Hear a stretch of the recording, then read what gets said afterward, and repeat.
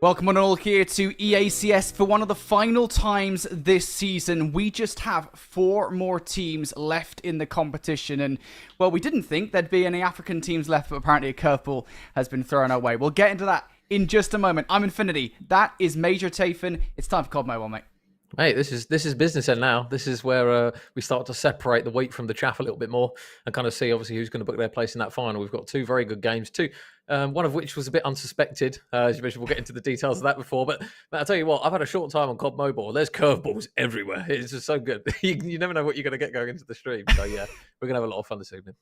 We do know we're going to get some awesome matchups. As I said, there is only 4 teams remaining. It's kind of funny. Earlier today, I made a YouTube video. I'm not trying to self-promo, I promise. I made a YouTube video. It was like, hey, Africa's done in the competition, and so we don't need to talk about them anymore, and we can maybe talk a little bit about kind of what they've been doing. You don't have to watch it. It's fine, guys. That being said, the curveball being thrown our way. Turns out there is still one more African team in the competition. Just to give you guys an update here on what effectively has happened is that EACS was supposed to go through after their Game 5 victory versus Paradox to face Animus today. I believe that EACS have disbanded. Not sure if that's publicly announced. If it isn't, sorry, it is now. EACS, they've disbanded. They're not playing together anymore. So that means that EACS are going to be replaced in that matchup by Paradox. So Paradox and by proxy Africa have been thrown a lifeline. But is it really a lifeline when you face Animus? I guess it's kind of like, there you go, lads. You can take the uphill battle instead now. But no, you mentioned obviously I didn't actually watch the EACS Paradox game, but from how you were describing it, Brody, it was obviously like a relatively close one. Obviously, the map count justifies that at 3-2, so it's not exactly like there's going to be a huge disparity in the replacement side that are obviously going through to face Animus. It's just going to be that big mountain to climb, which is can they take down Animus? Obviously, that's going to be, I believe, the second game of the evening, but it's going to be a good one nonetheless. And hopefully, this first best of 5 between NRW and Troglodyte Tribe will be a banger as well, with another potential map 5. Yeah, for sure. Well, there was a lot of bangers back in the quarterfinals, so I imagine the semi-finals here are not going to be any different. Let's start talking about that first matchup. Then you're right, yeah. NRW and Troglodyte Tribe are going head-to-head in the first matchup of the day. Let's start the conversation with this NRW international roster. I think both of these teams have been somewhat surprises in this season of EACS, but NRW international, I think in particular, you had a couple of names on the roster. I think Zuko, namely, who did play Royalty last season, and Gon, who is known for his performances with Vanquish and the Snapdragon Pro Series. Those are the guys that you would kind of automatically go to when you look to this roster, but pretty much everybody on this team has shown up and stepped up to the plate, especially looking towards Lighty. Lighty is the guy that has really, I think, lit up the battlefield, that pun fully intended. His snipe and search and destroy is not necessarily unmatched, but I definitely think he's making a real name for himself this season. Watching this roster, NRW have been an absolute joy. And here's a fact for you, Major. These guys, not only have they not lost a match this season, they are flawless in their record. They haven't lost a map. They are 9-0 in maps across this season. They are #1 in differential across every single game mode in EACS. They have dominated everybody they've come across.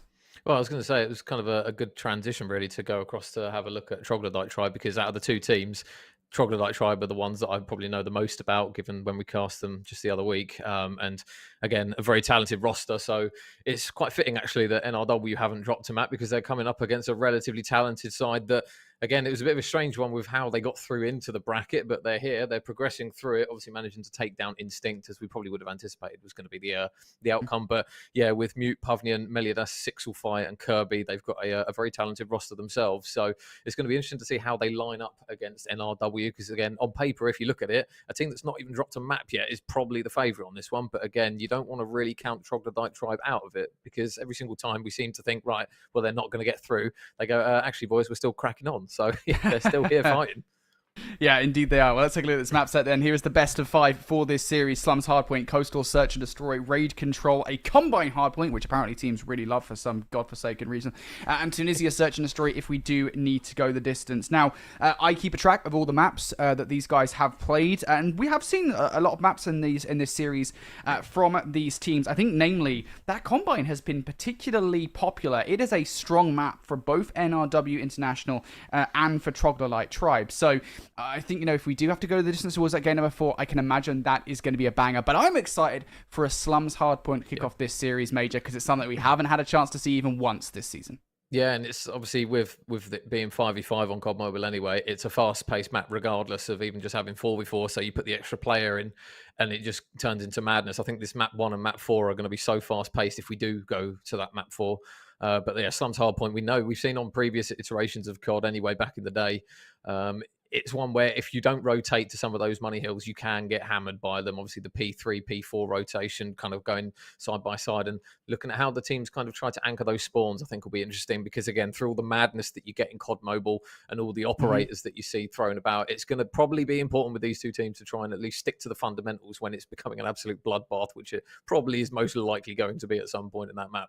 Yeah, what's interesting about Slums is, so COD Mobile has an interesting quirk comparatively to when Slums was played back in Black Ops 2, and I think it was the start of Black Ops 4, I want to say, when the Back in Black maps were considered. They were played in the preseason tournaments.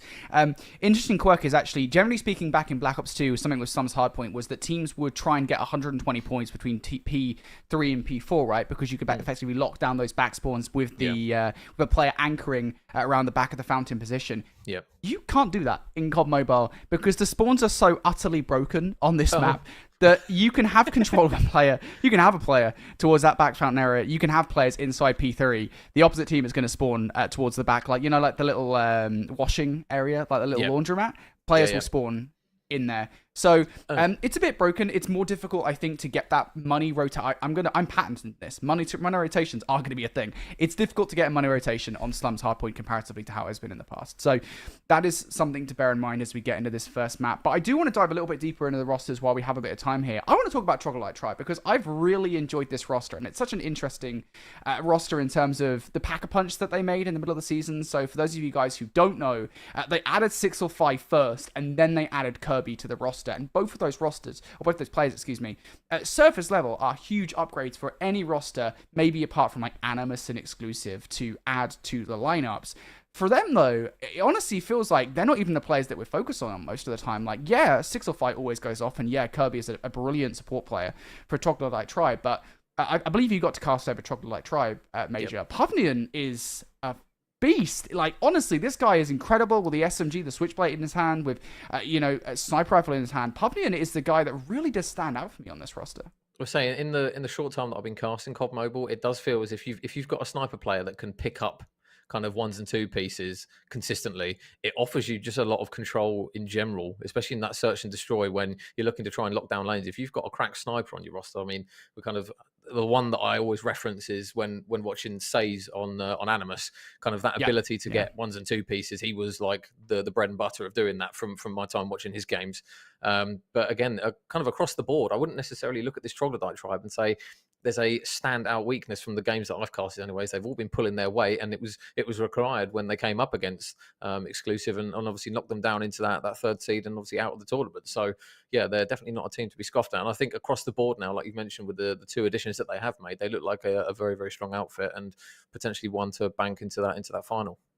Yeah, I will say the only thing that kind of has me maybe double guessing this Troglodyte Tribe roster is how close that matchup versus Instinct was. Yeah, they dominated them in the first hardpoint and then the Search and Destroy, right? They stopped a massive comeback towards the back half of game number 2, but they did have to make a comeback in the hardpoint to actually close out the game. They were down by 60 at one point in the game. Obviously, they made that sensational comeback. It was like 230 to like 170 or something like that, and they managed to pull it back together on Hacienda Hardpoint control. They did end up losing it, but it's so difficult, I think, to gauge this Troglodyte Tribe roster at various points, where it feels like at different points in a series they can absolutely dominate, and other points they can really take their foot off the gas and maybe a little bit too much end up losing maps where they shouldn't. So for me, I think the question about Troglodyte Tribe going into the series are we going to be seeing them firing on all cylinders? Because if they are, I think they definitely can kind of breeze through NRW.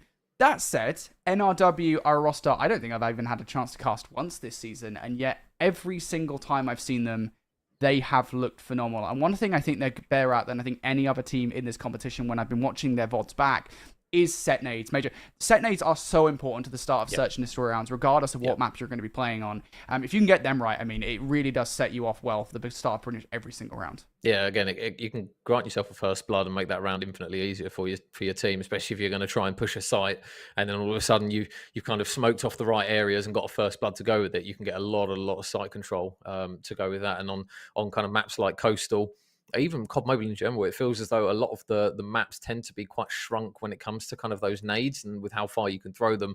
It does seem as though consistently the teams that get picks off of nades tend to push the rounds out and start to gain a little bit of a lead, especially when they're kind of on that offensive side. If you can get a first pick to then be able to enter a site, it just grants you so much more ability to do a bit more damage when you're on that offensive side. So again, it's just going to be a case of, I know obviously Troglodyte tried with the additions and kind of the inconsistency as you flagged up. It might just necessarily be a case that because they've made the 2 changes, naturally that team chemistry won't be 100%, but obviously the more series that they enter and the kind of the deeper the series goes, the more reps they get. So we might potentially see them kind of on that up curve rather than kind of like stagnate a little bit. But again, I don't know too much about NRW with regards to how long the roster's been together, but if it is a roster that's had a lot of time to kind of coordinate how they play Search and Destroy, then you would anticipate that their search is probably going to be just that little bit cleaner.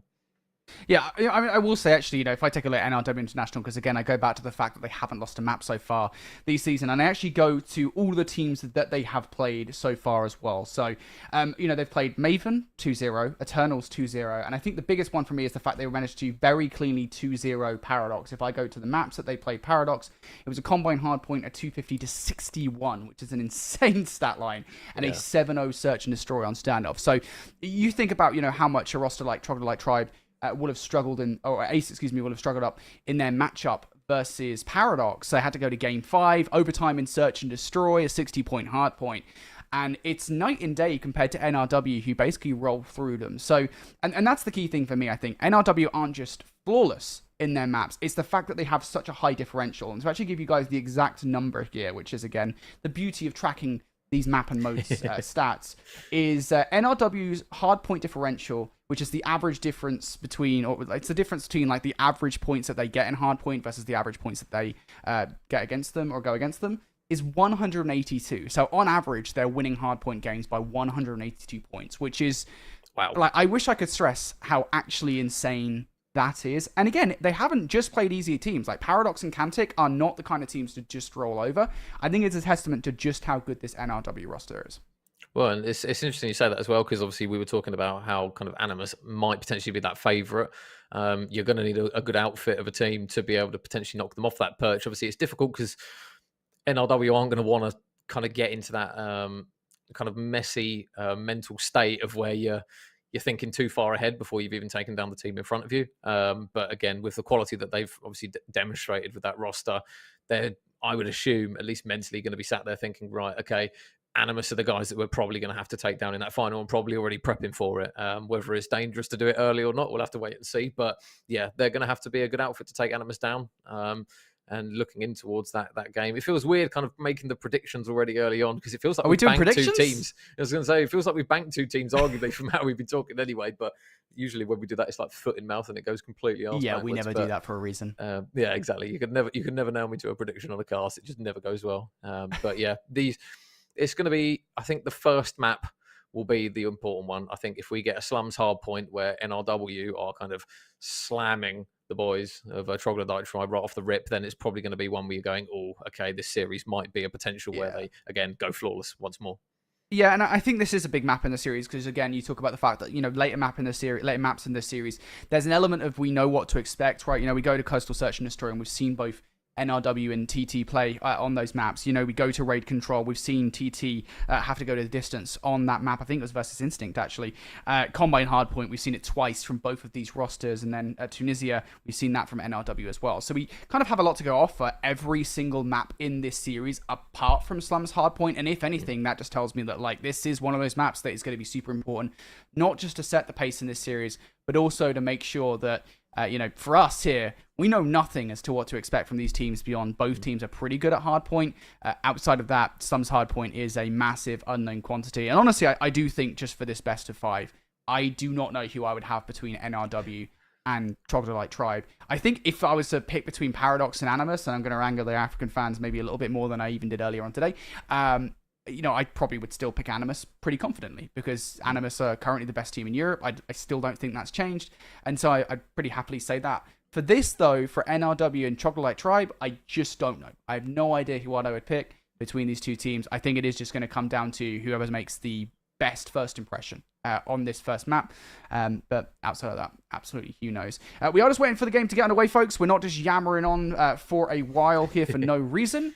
I know that, COD Mobile fans, actually, I will say this season, shout out to the UEC chat, or the EACS chat, because this season is the first time that I've not had people in the chat saying yapology or speaking Japanese constantly whenever casters have to fill for more than 3 minutes. Because for some reason, SPS chat like to do that quite a lot, as if we were the ones that were controlling how long we needed to fill for. But you guys, you're good. You're not being horrible about it. But we will be in the game very shortly here. And again, we've got 2 best of 5s for you folks at home tonight. So the action don't stop for a while. And then if you guys also want more action after today, we'll have the 3rd place playoff tomorrow night. And then, of course, best of 7 grand final major. It's going to be epic, man. I can't wait for that best of 7 grand final. Best of 7s are always fun. That's the thing as well. Obviously, at the start of these tournaments, when it comes to kind of the groups and the way the seeding might potentially work, and then obviously in the bracket as well, you do get kind of 3-0s and 3-1 blowouts. But even kind of in the early stages of the bracket, we've had, 2 3-2s, a 3-1 and a 3-0 already. So you naturally kind of refine the teams down to where you start to get the more competitive series. I mean, as much as we enjoy casting, regardless of the scoreline, you do like to see those game 5s. And then again, with a grand final, if you get a game 7, it's going to be kind of like, as we call it, squeaky bum time. But I would like to say you have fully jinxed yourself, by the way, with that Japanese thing, because I know if I was in chat, I'm putting it in chat now because you flagged it up. So it might just completely boomerang back round. But it looks as though we're finally getting ready for map 1, mate. And again, it's going to be kind of an important map, this one, to see kind of where both teams are standing with regards to at least the opening start of where their heads are at and where their pacing's at and where their shots at. Yeah, for sure. Well, here's a look over towards the statistics then as we get into this game. You can see there that phenomenal map record. Now, it isn't so flawless overall. This also includes prior UEC competitions, but 19-3 map record across multiple appearances for NRW International. That is an incredible stat line for them. They came into the season as a 4th place ranked team. Can they shine higher than that? Well, Troglodyte Tribe have already done exactly that. They came in ranked 8th and they're already down to the final 4. So for them, already an overperformance, at least statistically. Can they fly higher, though, folks? It's time to find out. Troglodyte Tribe versus NRW International. We kick things off on the mixed tiers of hardpoints. It's P1. Yeah, so it's obviously you're going to try and get as much time as you possibly can without potentially giving up those all-important rotations. And again, the early nade's going to try and open up a little bit of space there. Zuko going to try and just work a little route as well to see if he can potentially pick off a couple of players on the time. Looks as though Troglodyte Tribe, a little bit of early time, and it's actually quite a little bit of early decent time for him. 20 seconds, finally goes with a contest, and Zuko looking to try and mop up everyone around, and that's exactly what he's able to do. Pavilion at least able to grab a couple of kills, but NRW finally on the board.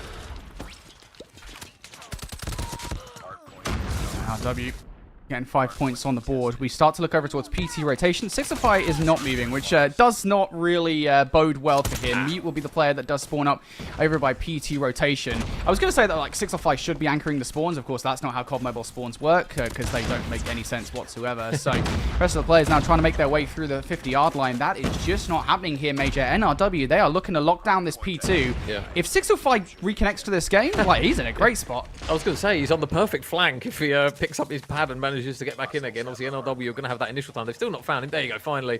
They find him, and the time is now going to start to swing in NRW's favour as, again, it's going to be a couple of shots in from Scooter. Doesn't actually manage to grab the kill, and they do manage to get a couple of kills in the back here, do Troglodyte Tribe. They're still going to have to try and mop up the remaining players, though, and every single player, as you mentioned, Brody, now going to start spawning over towards the back, but the Tempest is going to chain through pretty much everyone, and there you go. Scooter was just absolutely slammed anyone who had a chance of working their way towards the hill.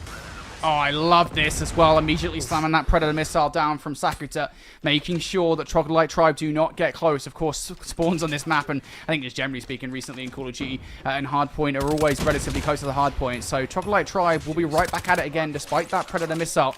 Scooter not managing to put enough shots in to actually keep these guys at bay. It will have to be Lighty towards the hard point. You can only find one. Sakuta is able to double up for a couple of kills. And NRW break back through for the last 10 seconds. But that little break from Troglodyte Tribe will at least steal away 10 seconds that NRW otherwise would have had. Yeah, no, so with the kills that he's getting at the moment, it's just allowing them to roam the map a bit willy-nilly for the time being. Nice shots. Wow, Zuko absolutely ripped Kirby off of that heady. Some shots in from Mute. He tries to get that player off of that anchor over towards Smack Fountain, but they are going to try and punch their way in towards the front of the hill. The Death Machine's actually going to get popped by Light. He's able to get a couple, but again, Kirby now, he's going to pop his operator and see if he can get any out the back towards that laundry building. Isn't going to get a kill, but he is going to grant his team a lot of map control and at least try and stave off the first push. Oh, so far, so good for Troglodyte Tribe. You can fight this one from the front. Again, there is those back spawns that we were talking about. It's the Death Machine. It's the most powerful operator in COD Mobile right now. And Pubnian's showing exactly why it's 3. It's 4. He's taking down every single player in his path. He finally falls. Kiri's the player to do it. But you can accurately predict where every single player is coming from. That's the way these spawns work. It is an immediate investment. That's the second time we've seen that this game. This time, it's Troglodyte Tribe to bring it down from the heavens. But it's nothing but hell for NRW International. That was a massive hill for Troglodyte Tribe.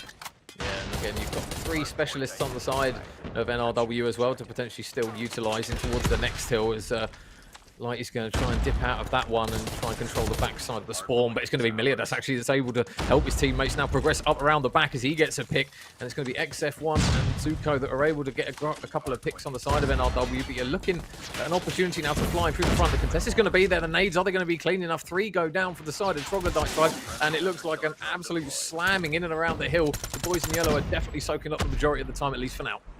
Yeah, it's worth saying, by the way, Sixify is still having issues. You can see him on the map. I'm not too sure how long he has been AFK for. The fact he's on a donut suggests that this has been for a while. So it's worth saying that despite the fact that Troglodyte Tribe are down by 20 points right now, they are down by 20 points in a 4 versus 5. That is quite the achievement from Troglodyte Tribe. Right now, though, you've got Zilt through the middle of the map here, who finally gets shut down. That was a massive spree for him, creating a lot of space for NRW inside this hard point. And what looked to be a manageable game, it's starting to feel a little bit like it's getting away from them. Yeah, I was going to say they did so well to actually hold on for the amount of time that they had, but now that deficit has swung quite substantially now off the back of that last hill. So Sakuta up to 17 limbs, looking for his 18th. There's 18th, any 19th, absolutely. There's another one for him. So he's just absolutely slamming the players of Troglodyte Tribe, and anyone who spawns up is just getting destroyed. We're going to see another missile come down from above and should inevitably end in a kill, and it will not for now, but it doesn't really matter. His teammates are killing absolutely everything around him, and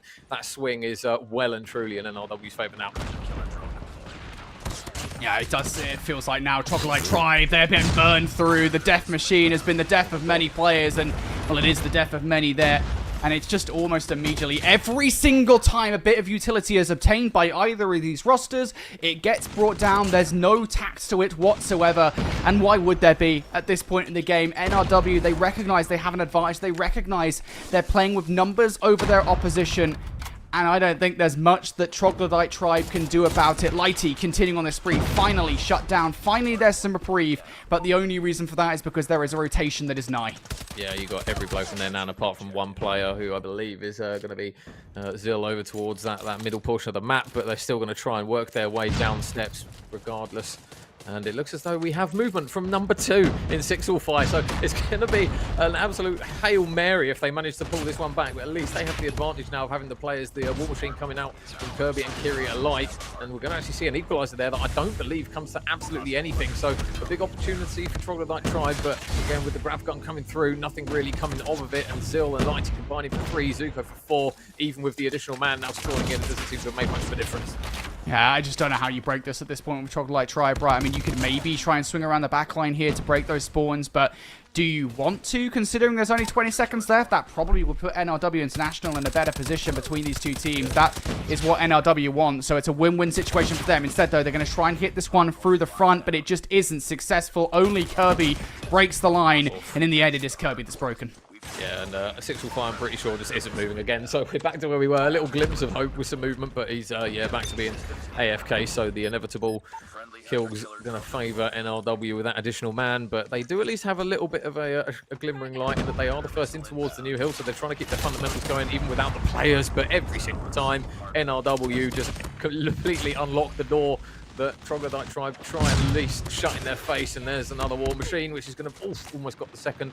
It will be a Pavnian kill, which is responded by one with Zuko. But again, you've got NRW in the time, 25 seconds remaining. I believe you've got 6-5 moving once again. But again, it's an even steeper mountain this time. Yeah, it just feels like every single time he's coming back to the game, I don't know, it feels like he's walking into the middle of a battlefield and there's about 20 bodies piling high right in front of him. It does feel like a bit of a Pyrrhic victory at this point. 6-5 coming back into the game. I think Mr. Milan might actually be trying to come in as the substitute for Troglodyte Tribe at this point, because 6-5 can't do anything. Finally, he gets a kill on the board. Now kills around the backline, though. NRW, they want to stomp out any rebellion before it can take root. Troglodyte Tribe, they are trying to hold on, but even this 10 seconds, you kind of have to just full send it. He recognizes that. He will take that time away, but that weakens things around the front line here for TT. Yeah, Pavnian's obviously the first man to potentially have an engagement in towards the new hill as well. He is waiting patiently over towards back alley, and he's able to win the gunfight actually on Zill. So Kiri with the War Machine, though, he's going to look to just slam straight back in towards the time. He's able to get, I believe, 3 with that before he finally goes down from, again, another War Machine, this time coming through from Troglodyte Tribe. So they are at least clinging on for now, but it's an absolute dead man's grip. They're going to have to try and hold on before the contest comes through. Kills are coming through a little bit more for Troglodyte Tribe here, so they do at least spare themselves the blushes of that 100-point club, but they're going to still need a hell of a lot of kills. Pavnian still locking down back alley. The nade, is it going to be the worst of him, though? He's able to get the kill. The nade and the Hunter Killer drone should at least enable a little bit more time, and it will still be Troglodyte Tribe just holding on. Now, if Troglodyte Tribe win this, if 6-5 comes back into this game, and they do not somehow acquiesce 12 seconds to NRW, NRW should throw their phones off the highest building there. Like, there is no reason for this to happen now. NRW surely have this in the bag. Right? You never know, though.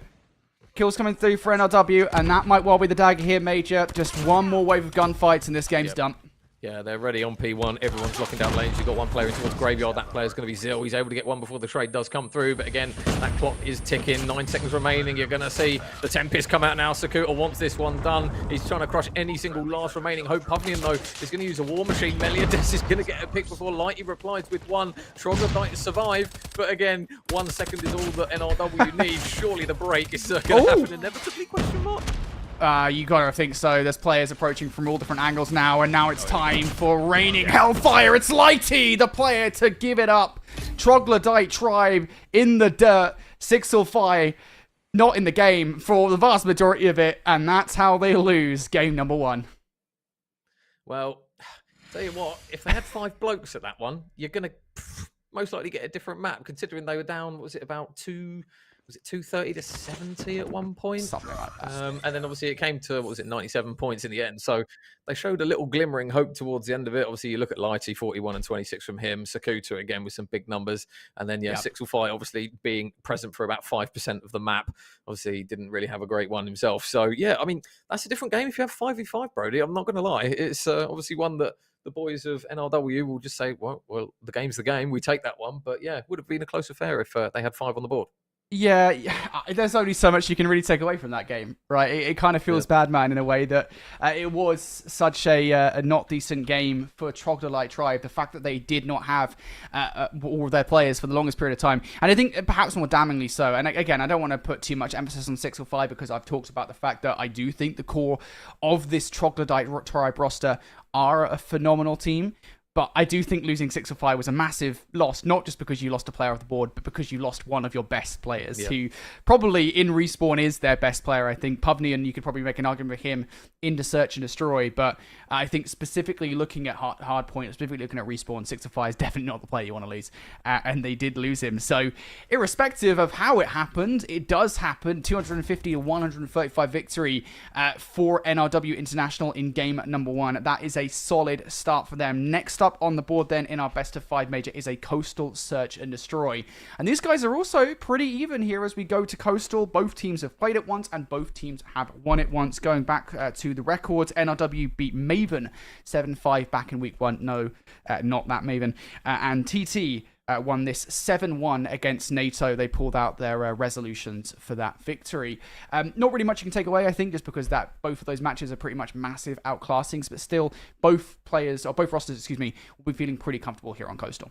Yeah, and I think, again, if we're looking at a series where we might potentially have some moments of fine margin, it'll be interesting to know, obviously, if the guys have been doing a little bit of research from going over VOD, seeing what the guys tend to try and do. I think one thing that I've noticed personally from COD Mobile is kind of those upper echelon of teams, when they hit a site, all the gang goes, maybe bar one who's maybe picking up the flank. And I think it's going to be interesting to see kind of how these two match up on this one. Again, if they're both adequately kind of prepared for a Search and Destroy, you would assume that their strats are going to be relatively clean. And again, we spoke about kind of the ability that nades can grant you in Search and Destroy, especially on a map like Coastal. If you can pick a couple of first bloods up, even in a few rounds, they're going to give you a hell of a lot more of an advantage. And the team probably that comes out with those predominant first bloods and kind of the cleaner takes of the site, I think is going to potentially be that team that's going to be the more difficult one to shift out of the two. But again, I mean, one positive for the Troglodyte Tribe off the back of that one is they were quite heavily outslain and they still managed to get quite a lot of kills on the board. So potentially a game mode which is a little bit slower maybe benefits them. Not too sure, but we'll have to wait and see. And yeah, again, I think it'll be a case of the first 2 rounds. I think if we see a team on offense potentially start to pull away very, very quickly on offense, then we might potentially have a little bit of an inkling as to who takes map 2. But regardless, again, not really much we can take from map 1 because again, it's a what if really, which is no use to us.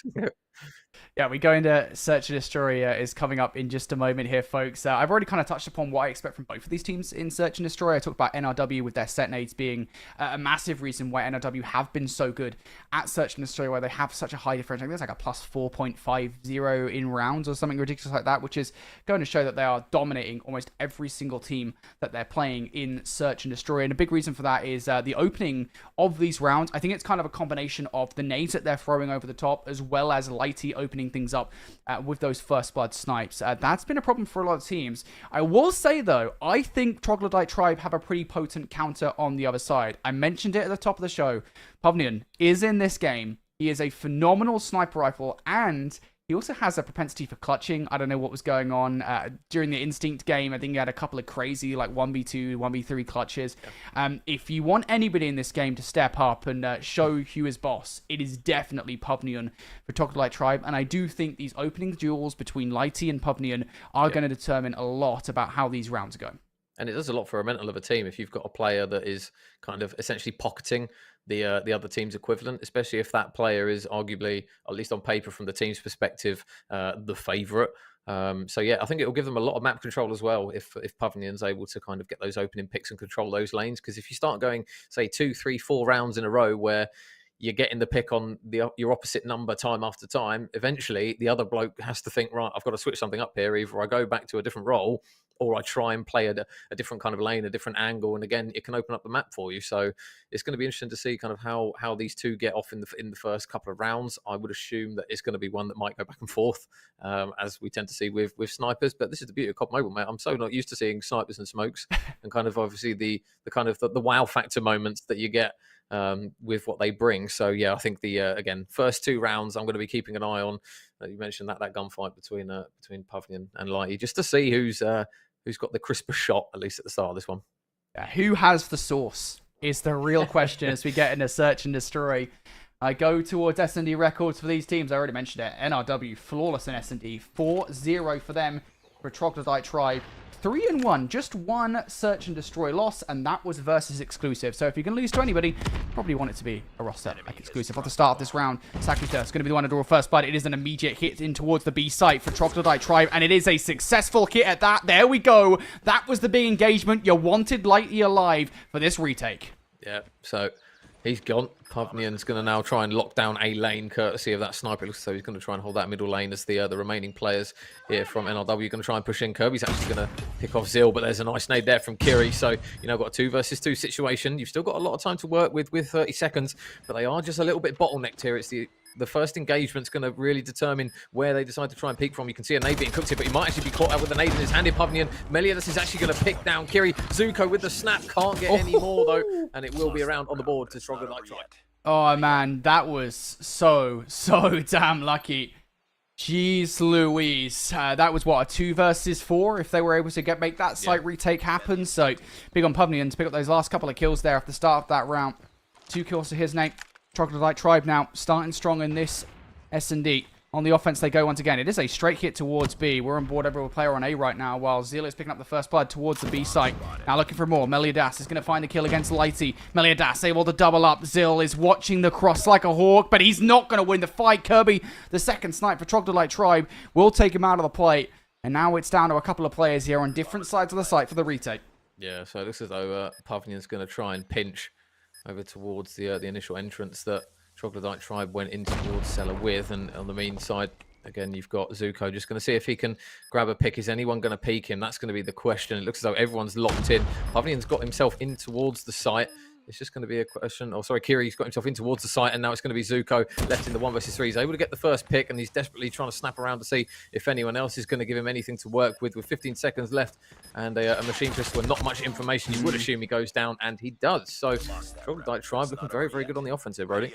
And the thing is as well, right, it's not like NRW on the defense are doing anything inherently incorrect. I think they probably, it would behoove them, to actually put a player in the middle of the map watching that cross to make sure they're knowing what's going on. That they should know that a B hit's coming their way, because it's happened now a couple of times in a row. The adaptation has also somewhat been there, right? You've got Sakuta and Lighty in towards the site who are just not winning the opening bloods. It needs to go better for NRW here. Yeah, they're going to try and again. Same thing that's worked for them. The thing is Lighty going to manage to spot the players crossing in? You can see he's got the cross, but 645 is going to slam him in the face with a shotgun. Sakuta's going to get one, but again, there's a second for 645, so they've done another good job of getting straight in towards the site. Bomb's going down, and it will be a 3 versus 3. Utility over the top. That nade will not connect. Players now entrenched in towards the site. As you said, 3 versus 3. Couple of players hitting from the same angle kit. Pavnian and Kirby still in the play as well. Zico on the other side with the snipe. There goes Seal though. Pavnian swings out for the second. Does get traded out. All of a sudden now just down to Kirby. They know he's got the snipe. Kirby types 1 versus 1. Zuko puts some shots through and Kirby down to 50% HP, trying to get away with a slide out, but Zuko has better movement. Kirby down for the count. There is more than enough time for that to fuse, and it's a 3 versus 3. It's a retake that finally works out for NRW. Yeah, so it'd be interesting to see now whether they can do that consistently, because again, it was a kind of a very fine margin final gunfight there that Zuko was just about able to win. I thought for a second there when he swung past him that he might potentially miss that one, but a really important round actually on the board here for NRW, because you don't want to give away 3 consistent rounds to Troglodyte without a single answer, but it does look as though off the back of that, Brody, they're completely switching it up now. Yeah, they're not happy anymore. The adaptations have been made. Oh my goodness, how do you adapt to that though? Kiri comes out the gates with 3. And NRW very happy with the start of this one. Pavnian takes Lighty out of the play, so that's 1 problem down. Now you're still, another problem though, right? You're 2 versus 2 on the site. There's no way they re-hit this. There's no way they re-hit this! Apparently there is a way. Kirby down for the count. And Pavnian has the gall to peek again. you're just sitting there thinking, fire, playing with one inevitable situation. There you go. There you go. You play with fire, you get burned. So yeah, 2-2. Obviously, 2 good rounds on the board now for NRW off the back of 2 strong rounds from Troglodyte Tribe, and this might potentially be where we start to see kind of that search and destroy prowess coming through from NRW, because they were relatively convincing rounds, bar that 1-1 in the round prior. So yeah, they're going to be very happy with the fact that they've managed to tie it back up now, and all of a sudden we're back to evens. Yeah, that was a not great round from Troglodyte Tribe, and they're going to do it again. This time, though, Kiri isn't as much of a threat. Zuko, though, is. Who towards the backline. Mute is still planting that rock. They don't know. Mute is getting that rock down, so the bomb's going down. Nobody flanking here. Everybody approaching this from the defensive side. Oh my god, well, next engagement's huge now, because you've got a 2v4. If they make it a 2v3, this is at least a little bit more doable, but the bomb's down. They've got the timer to potentially try and work with here. Oh, but Meliados goes down, so that's not ideal. Kirby's able to get one, can't get the second, so the trades are swift and efficient, and NRW with, again, another very confident retake of that site. So it looks as though that bomb site A isn't really favouring Troglodyte Tribe. It feels as though you can see what they're trying to do. They're trying to hit it kind of as a group, but they just keep getting two-pieced every single time they hit the site, and it just completely crumbles their round. Bomb goes down, but they've not really got anyone left to protect it by the end of it. That's a big double towards the back line from Zuko. Does keep NRW in that round. Now over the top. Opening snipe from Zil. Does not connect, but that is information. You know that Pavnion's going in that direction, so the rest of the roster is probably doing exactly that. And they do the top from Kiri. This is totally different for NRW on the defense. They rarely win these opening bloods, if ever. And so now Troglodyte Tribe are kind of stuck in their tracks a little bit here, right? I mean, where do they go? They are full committed in towards this B kit, and they've got nada for it. Yeah, I think you've got, is it Mute and Pavnion kind of toying with the idea. Kirby's actually able to get a pick there, so that's a really good opportunity to at least make the round a little bit easier, tie up the numbers, but they're still just looking for the opportunity to push in towards the B site. Kiri's going to be watching that cross, and again, so too is going to be Lighty, so looks as though Zuko and the others not going to be near the site, but now they try and fly in. Kiri's able to get that first pick. That's the big one. Can they manage to follow up with a couple? You can see they're desperately chasing him down to try and at least make the trade. You've still got another player, though, in towards the site in the form, I believe, of Lighty. He goes down as well. Pavnion with a really big pick. They are going to at least try and stave off another one in Zil, but never mind. The second shot is going to clean him up. And now as long as somebody watches this last angle, they should be perfectly fine. Zuko's been spotted out. They should already react to this. They do. Oh, Pavnion gets caught on the cross. This is realistic for Zuko. Oh. This is realistic for Zuko. One more player. Shots out towards Kirby. It's a 1 versus 1. Kirby's trying to toy with him. Zuko. Oh, I was going to say he's having none of it, but Kirby's the one to clutch up a 1 versus 3. It would have been beautiful, but it's denied.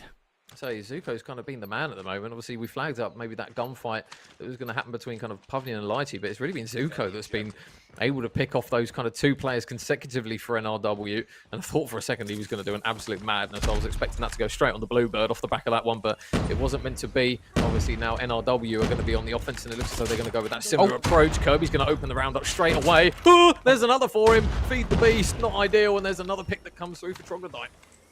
6-5 with the HSO as well. It's a double threat. An even bigger threat, perhaps, is the fact that that bomb is slap bang in the middle of this cut. HSO now moving forward for Kirby. Anything my teammate can do, I can do perhaps a little bit better here. And NRW, I mean, what do you do here? Maybe you can send a flanking player through the middle of the map. I think maybe Zuko's thinking about it, but that angle's being watched from Pavnion. Every single point of entry here is being watched, and there it goes, that gunfight. Zuko dead to right. Zil now just trying to do something ridiculous. It would have been a lovely clip, but that ain't happening. It's another round here for Troglodyte. Yeah, really clean round there. Again, you kind of, in the early stage of that round, able to chalk off a couple of NRW players, just make that so much easier. And again, we kind of saw a similar situation with what Troglodyte were trying to do on their offense, where they kind of got a little bit kind of blocked over towards B, and they had no way of really getting out. And we saw, I think it was Pavnion did a really good job of just making sure that anyone trying to kind of wrap out of the site had no chance in hell of doing it. So B site looks as though, again, it's going to be the opportune place here for NRW to try and make the break, but again, it's just going to be that first blood. This time you don't have Pavnion, though, over towards that site. So you've got a lot of players ready and waiting. The smoke's going down, and you would assume the gunfights are going to start to ensue here. First pick comes through. Mute's going to grab one. Meliadas grabs one as well. And all of a sudden, this offense starts to crumble. But Akiri again with the 2-piece, and all of a sudden, Pavnion's on his ones. Yeah, that is a crazy 2-piece from Kiri to walk away with a bit of a mistake, I think, from Troglodyte Tribe to not be watching one another's backs in that situation.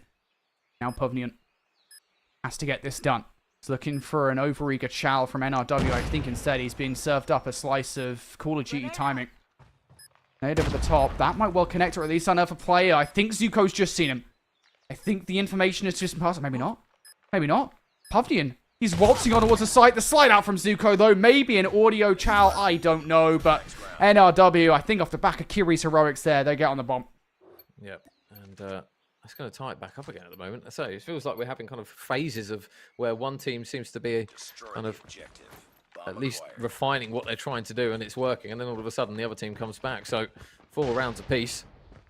NRW back on the offense again, and it looks as though the bomb is over towards the B site, but they've got a little bit of a default split here. You've got one player in the POV here of Zil just watching over mid, and for that bomb though over towards the B site, they're still just waiting. I don't know whether or not they're going to try and do the old bait and switch, make a bit of noise at A and try and get the bomb down at B.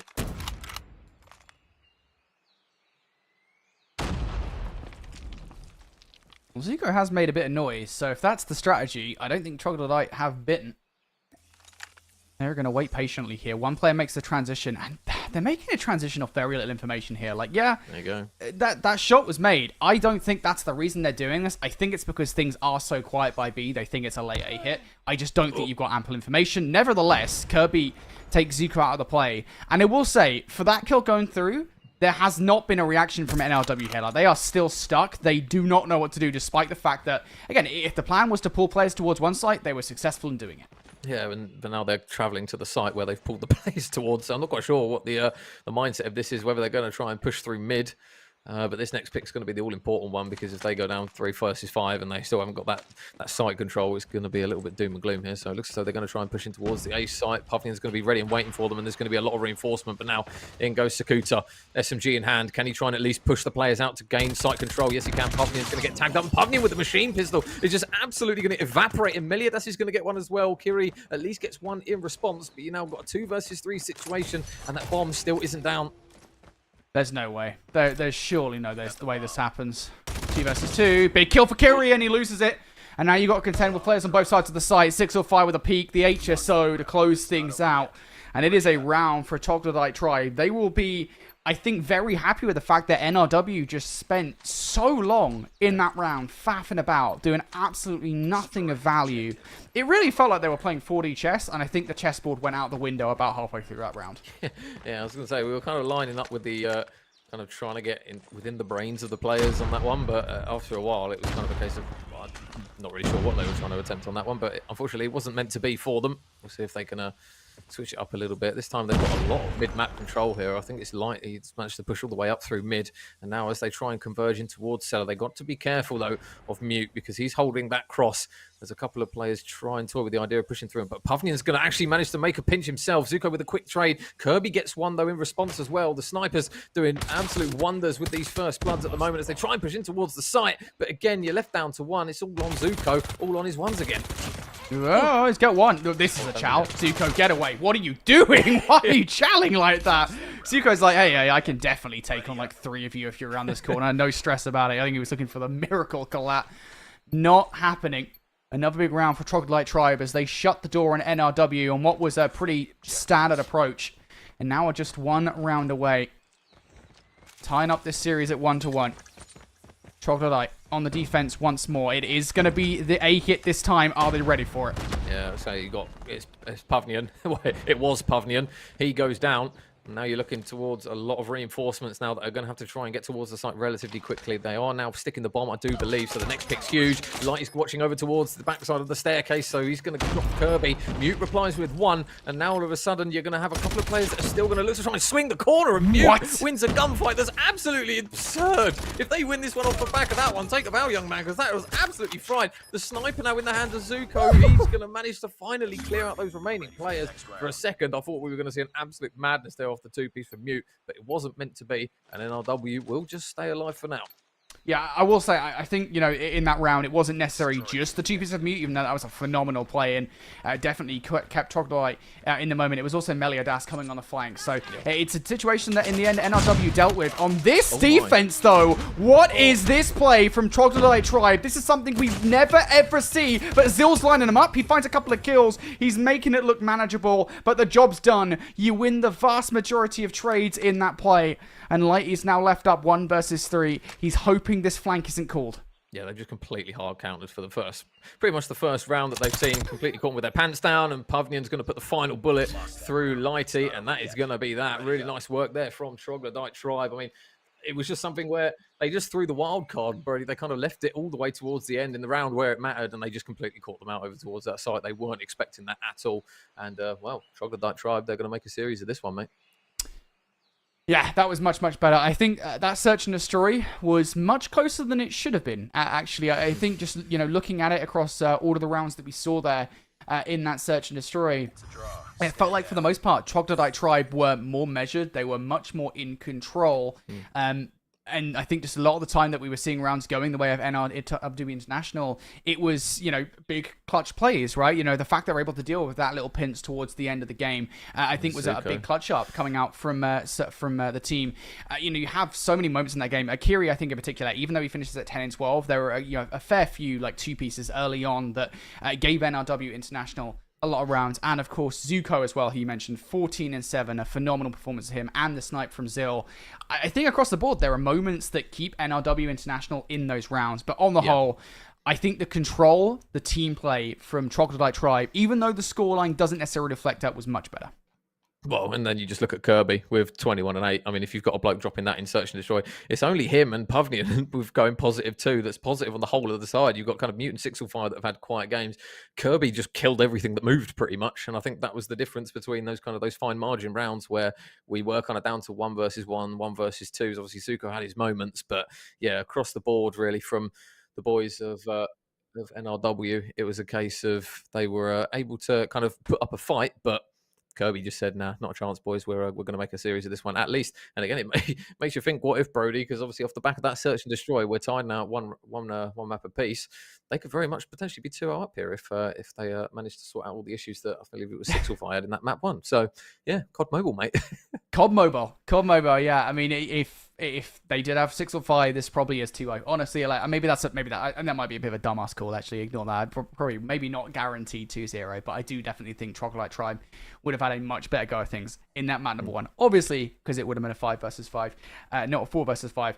Next up in this best of 5 then is a raid control. It's time for an absolute classic. You love to see raid control every single time that we do get to see it. And we have seen it once from Troglodyte Tribe. It was a 2-3 loss to Instinct. I actually have the maps, the notes, excuse me, for that one. I remember it was very back and forth, and in the end, I think there were just a few clutch-up moments from Instinct, I think particularly in what was a very dominant round number 5, that gave away the victory. I will say, though, Troglodyte Tribe, despite losing it, they had some crazy comebacks in that game. I think it was like an 11v17 in round number 4 or something like that. Like, it was a crazy sequence of events where they had like 2 or 3 operators, a streak, and every single one got insane value. Even though they lost it versus Instinct, I think Troglodyte Tribe here have huge propensity to go off on raid control. So they might be 0-1 on this map, and that might be the only map we've seen from either of these two teams this season of EACS. But I will say, I do think there is a high chance that Troglodyte Tribe do come out on top on this map. Yeah, I think it's going to be kind of an important swing map, this one. Obviously, now we go to best of 5s in the bracket. It's going to be one where control matters now. And again, if you're kind of off the back of this one and you take the respawn, then all of a sudden you can say, yeah, when we're gunning with 5 players on a respawn, lads, we'll take the map off you. So obviously when you look towards into map 4, you think all of a sudden, NRW might potentially be doubting themselves a little bit and saying, oh, bloody hell, well, maybe it was that additional player that we had that was able to grant us that map 1 win. So, yeah, going to be a really important one on raid. And as you mentioned, Brody, kind of the spawn kills, the slaying ability that you're able to kind of get from rosters really does grant you a hell of a lot of control, ironically enough. So, yeah, first first couple of rounds obviously going to be potentially ones where both teams are kind of making a feel for each other to see how exactly they're going to opt to try and play this one. But I would anticipate it's going to be another stellar map, mate, with a lot of aggressive pushes and a lot of kills in the kill feed. Yeah, it's Rage Control is always a fun one. We see a lot less spawn trapping on this map than we used to. Like, I think we've seen it a couple of times in EACS. Obviously, like it's significantly more common if you watch like Arena or whatever, where teams are significantly more competent. Sorry, Europe. But you know, I will say we don't see it as much as we used to anymore. I think raid controls have gotten a lot more scrappy over time in European Call of Duty Mobile. So excited to see what these teams have for us. Of course, this will act as a swing game in the series. There are a lot of what ifs hanging over our heads here with this one, namely, what if 605 played in map number 1? Well, that'll be something that we'll have to put to the back of our minds because we do have raid control coming up next. I look to the record of both teams, and well, NRW, they've only played one control this season because all of the best of threes, they 2-0'd. It was versus Cantic, and it was a swift 3-0 on takeoff. So, despite Troglodyte Tribe looking good on raid control, NRW, they have a lot of success here.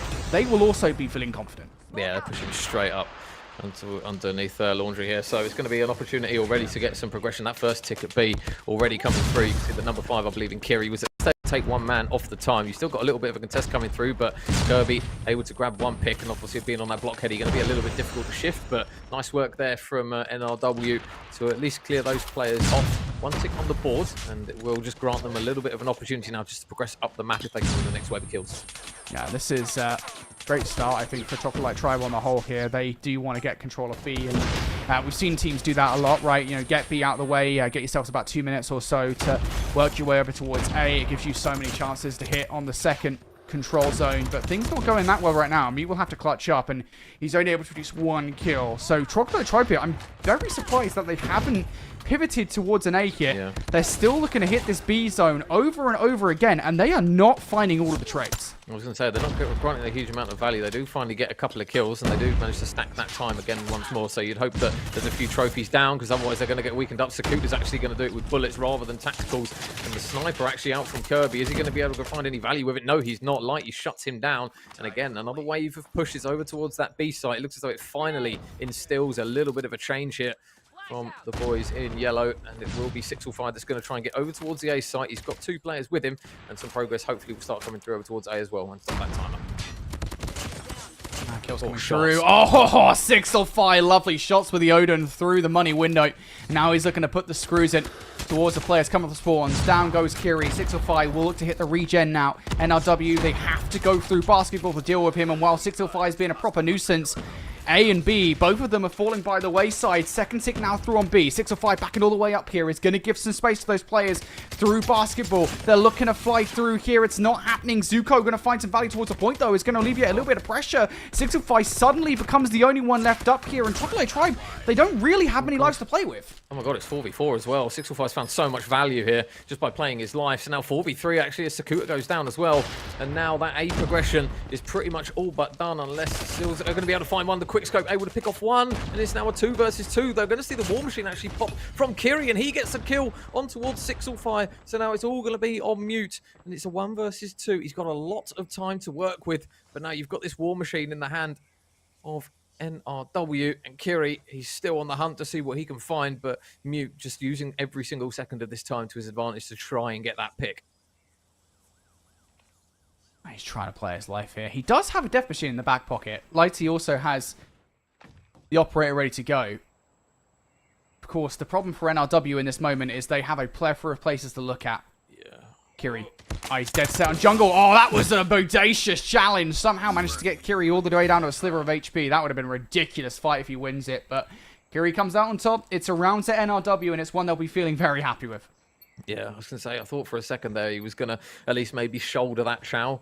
Obviously, with the B point, you would anticipate that at least one player is going to be over towards Laundry, potentially Bedroom, if with all the time that had passed, but it wasn't meant to be. It will now be these boys of Troglodyte Tribe. Now on the defensive side, we're going to see the Tempest coming straight through here from Sakuta. He's able to find one. He can't get the second or the third, apologies. I think he got 2 just prior to that, but it will now be an opportunity for NRW to get on that B point. Some progression going to start coming through, and with the triple stack or the double stack, apologies, as I believe it's Lighty's already started to push up with the death machine. This should grant them a lot of map control now.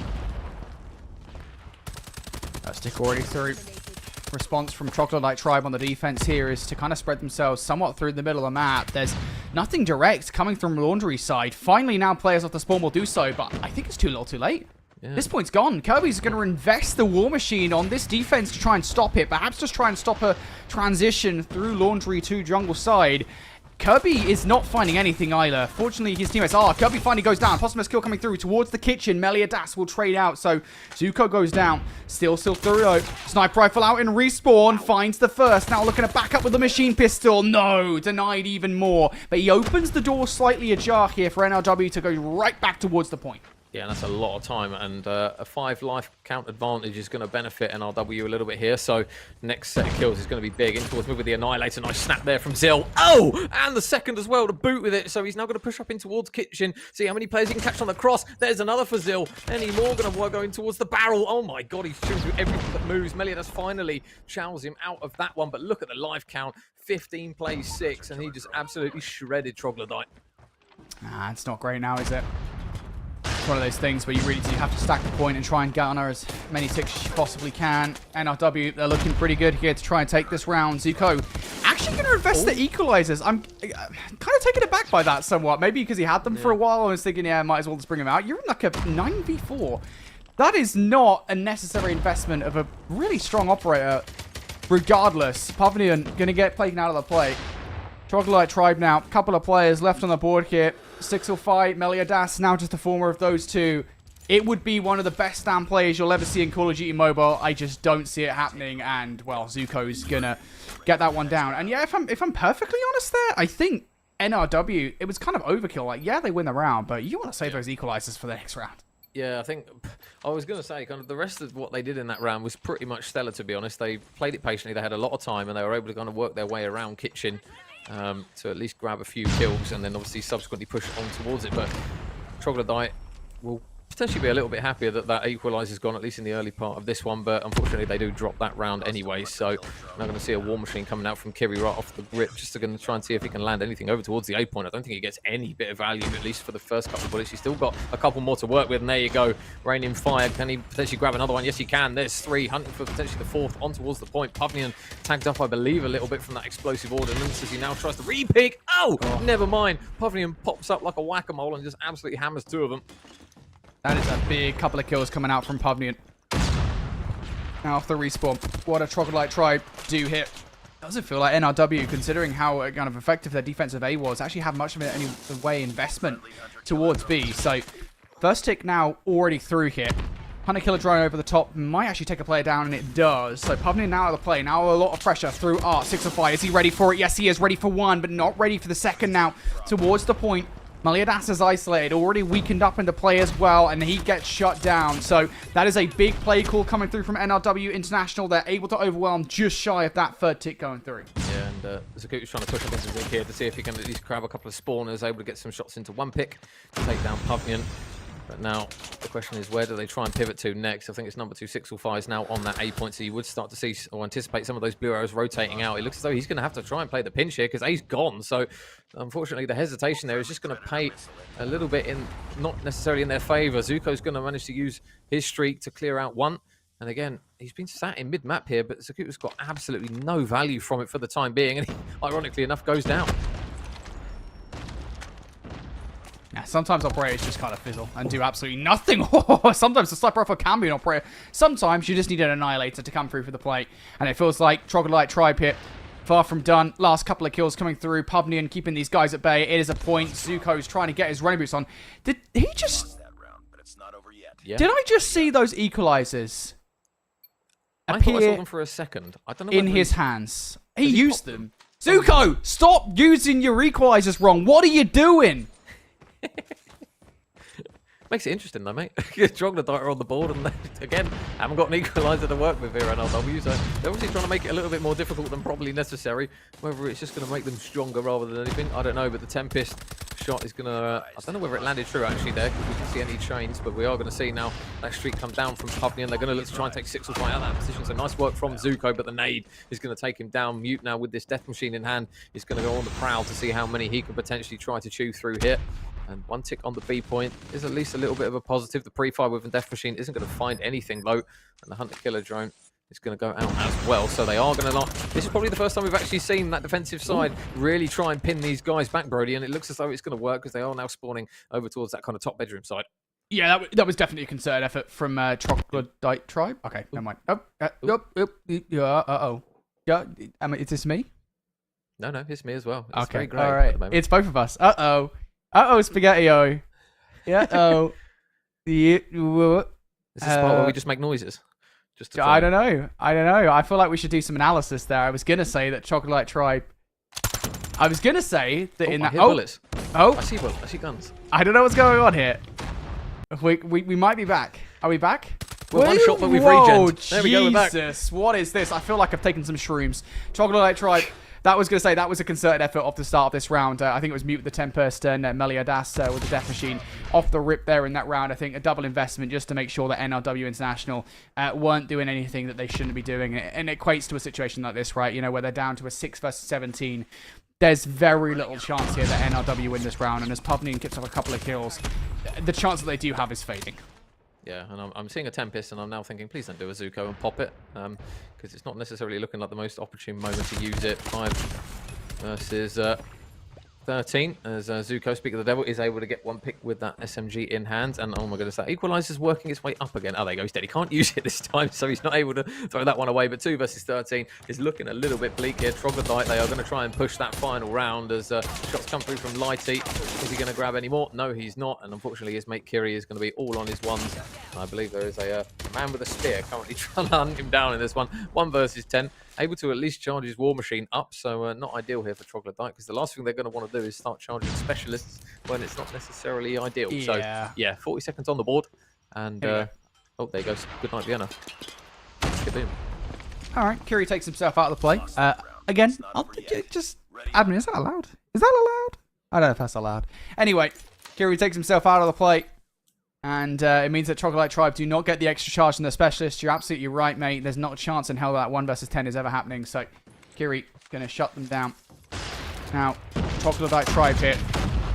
What do they do? Off the back of their defense, opening bloods through the middle of the map is going to give an opportunity for Kiri to try and wrap through the middle of the map, who, as Zuko says, actually has not been dealt with. Finally, he will be off the back of it. Sakuta is going to bring the Tempest out of the play to try and stop 6 or 5 from peeking out of Laundry. It is a slow but steady progression here from NRW, but they have a special weapon in their backpoint. It's a Predator missile that only finds 1 major. Yeah, but that one is somebody who's got a Tempest in their hands and they don't find any value with it as well. So Zuko now with the Equalizer, we kind of grilled him for it before, but now can he potentially pop it in a moment which might grant them a lot of map control? He's going to fall, so that B progression comes through and that B is now done, and that is a lot of time on the board here.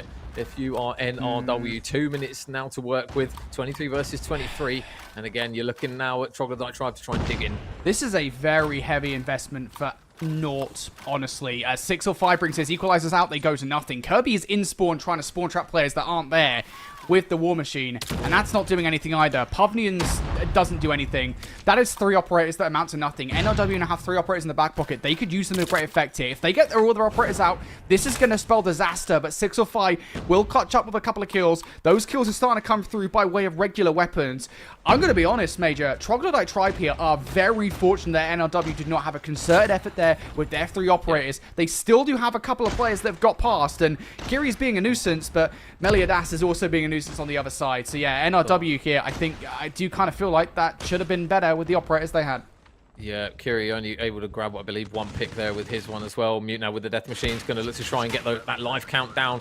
Keep an eye on that blue number at the top of the screen. Is it going to start to fall away quite quickly? It's actually going to be a couple of shots that come through, but not able to finalize the kill. So you've got 11 plays too. The A progression's going up though, so you're now going to force the players from Troglodyte to at least try and contest this spot. That's a really good kill actually from Kiri. And meanwhile, in towards the middle portion of the map, Lighty's going to try and work his way up. The second tick is done. You have to be a little bit quick here if you are the boys in yellow, because you do not want to allow these people to keep getting the progression, and it's still coming through. It's 8 plays 7, but look at that timer. It stayed still for so long, and they've got the capture regardless. NRW, you get it done. And Troglodyte Tribe, you're sitting there thinking, lads, how have we let them get so much progression towards the end of that one? I just think they were so preoccupied with kitchen control. They were so concerned with kitchen control for the longest time there that they were not even slightly preoccupied with what was actually going on the zone. They just didn't care. And I think that is a huge error from them, honestly, especially considering the lifeline that was thrown their way. I'm going to call it for what it is. I am a caster that when I see bad play, I will call a bad play. Those operators off the back of the rotation from B to A for Troglodyte Tribe on the defense, abysmal. What are you doing? Like, they have 3 operators. Every single one does nothing. 605 at least tries with his equalizers, right? But he just loses his gunfights. I don't know what Kirby was trying to do in the spawn with the War Machine when all the players are out of the spawn. Like, he was really gambling there way too early that the players are actually going to get back and said spawn trap. And then, of course, Pubnian doesn't find any value with his either. So, it just, across the board, that was really horrific play. And they're kind of fortunate that, again, NRW didn't call game much earlier on because they had 3 ready to go and they were arguably worse with theirs. So, in the end, though, it was an error, I think, from Troglodyte Tribe. You and I are definitely on the same page with that kind of lost them that final moment. Yeah, I think they were really kind of banking on a chain of sequences where they got the players off the point, and then obviously when the operators were popped in the spawn of the enemy, those players were not on the point, but they weren't able to kind of get any value in the spawn. No one really pinched towards bedroom to get the players off the point as well, so they were like fighting through kitchen constantly, and the amount of times that we saw NRW just push up straight into kitchen and get, say, 1 or 2 kills, it just meant they were constantly pushing down that back staircase through basketball, and they just got absolutely funneled through, and the progression was just pretty much a final stack, and that was that. So yeah, I think it was one where I can kind of see what they tried to do, but it's one of those where if it's not working for the first 5-10 seconds, you've got to sit there and think, right, okay, I either try and make the play and pinch and try and help the players on the time, or I just try and go for it and at least try and help the guys out, because you're not really granting much value in towards that back garage. I think we did see Troglodyte. I don't know if it was them or maybe it might be an NRW in the round prior where you had one bloke that was back garage doing absolutely nothing for what felt like an absolute eternity. That was Kirby, yeah. Yeah, it was a bit of a strange one, that one. Obviously, a bit of a misplay on that side of things. But again, that was a big map, mate, because the way the series is going, the 3-2 on that control, that could potentially be that swing map that we spoke about, who've determined who goes through. Yeah, I don't know. I do think that Troglodyte Tribe are going to watch that game back and think there are a multitude of moments that they definitely could have won it against NRW International. But alas, that's not where we're at, folks. NRW International now 2-1 up in this series. They'll be feeling very, very confident going into our next map. It is going to be time for a Combine Hardpoint, which is a map which, by the way, us as casters have absolutely no idea what's going on because the map is currently very, very broken. Oh, this is the one with the bug, isn't it? It is the one with the bug. You know, I'm glad they fixed Raid Remastered at least, because for the longest time, Raid Remastered was also just as broken, and that was really frustrating. But yeah, so this minimap's broken, so we're going to have to kind of rely on X-Ray to see what the spawns look like on this map. But I will say it is a very small map, which means us as natural play-by-play casters, Major, we're going to have a well fun time. Yeah, as a shout out, my boy Pabs likes to call it horse racing. It's going to be a case of a lot of engagements, but a lot of value to be had from operators again. I mean, the amount of times that we've seen a good War Machine play completely break out a P2, it's a very, very common theme on this map. But yeah, it is very engagement heavy. Don't think we'll see a sniper on this respawn, I'll be brutally honest. If we do, then I mean, fair enough. Mate. If it's working, I mean, it's COD Mobile, you never know. But I would at least assume we're not going to see one. If we do and it's not going well, then I will probably take one out of your book and grill whoever's doing it. But yeah, we'll have to see. Yeah, the Tundra, mate. I don't know. I wouldn't. I wouldn't count on it, honestly. I wouldn't be surprised. But yeah, so regardless, going in this map, Combine's a really fun one. We've seen it a couple of times from both of these two teams, and both have a very, very strong differential on this map. From NRW, they beat Paradox 250-61 here, and Cantic 250-71. For Troglodyte Tribe, of course, this was the map I believe where Exclusive might not have had a player. They won this map 250-185, and then 250-68 over Instinct. So both teams are flawless on Combine Hardpoint so far, and one of those records is about to get soiled. If it's NRW International, their tournament lives here are about to continue. They get into the grand finals. For Troglodyte Tribe, if they lose this, it's all over. Yep. So let's see what the sub players can bring to the party, and we know what Pavnian brings. It's movement, it's shots, it's gunny, and yeah, good set of kills coming straight through already. That spawn flip though is going to benefit NRW in the early stage, but tell you what, Pavnian is just running around. Anything that moves is dropping in front of him at the moment. This switchblade is looking very mighty fine in his hands for now. Is there another one? Yes, there is. They are feeding him something absolutely chronic. He's on 7 kills already. He almost had more kills than his team had points on the hardpoint. I think Pavnian's being fed the wish to continue on in the tournament. That is what he's being fed right now, and he's been feeling pretty damn good at the moment. He could start Troglodyte Tribe here on the whole almost immediately here. Pavnian's done so well off the start of this game, Major. He's got a Predator missile. The big problem for Troglodyte Tribe is it is not enough currently to flip those spawns out. However, this sometimes can be more of a curse than a gift, because if you do get broken through the front, these spawns are sticky as hell. NRW will be trapped here if they lose a wave of gunfights. Yeah, first kill comes through. Statistical is able to open it up.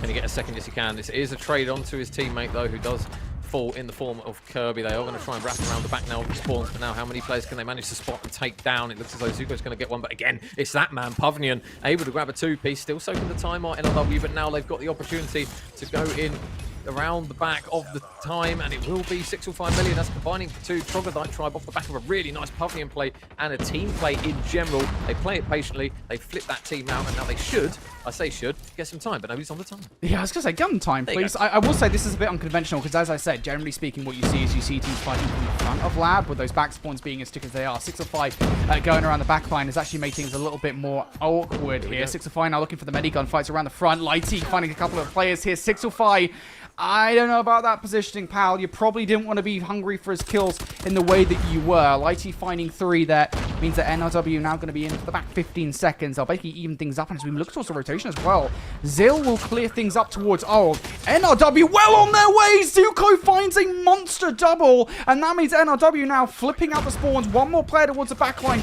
This is their kill, and Zuko is going to invest the equalizers to get it done.